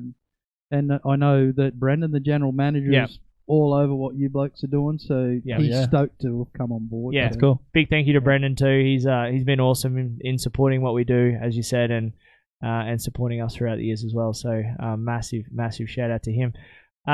Nick, Yeah, boy. thank you. No, thank you. Thank you for being a part of the show. Thank you for being a partner in the show now. No worries. You're It's here. official. It's official. You can't leave now. No Racer X deal. No Racer X deal. Can't leave me for Racer X. Nah. He's bound to Australia. Yeah, down here. Contract signed, seal delivered. So it's done deal. Trying though. He wasn't. Yeah, I still might try. That's it. We're done. Let's We're wrap done. show 43 of the Motor Limited Show. Thank you everyone for joining us here. Nick, in our calendar it said we're going to have next week off, but Let's talk about it. we got some writing to do. Yeah. There could be some funny stuff. There might be some funny stuff, and we'll talk about it. I got a few ideas for that, but stay tuned. Social media, there will be a lot of stuff coming out this week about that. Yeah, so we'll be back next week for show 44 of the Motor Limit Show. Ripping through these. We'll have a big show 100 coming up about this time next year as well. If we keep up at this rate, we'll be able to maybe get done quicker. But we'll be back. Yes? Yeah, we should be back next week. You took a deep breath like you were going to say something. We'll talk about it, but I'm pretty sure we'll be back next week. Stay tuned. Stay tuned. Okay, Nick makes it. Hey, now that he's officially on the paperwork, now I gotta he's start making decisions. Rolled his way around with his decision-making skills. They're good decisions, though. Oh, are they? Yeah. No, we Cool. appreciate it. All right, let's wrap up show 43 of the Motor Limited Show. From Nick and myself, we'll see you guys next week. Guys. Right. Like I said, I'm a fan of the show. What you guys got going on is awesome. And whoever's listening out there, you better keep freaking watching these guys because they're doing some cool stuff, man. So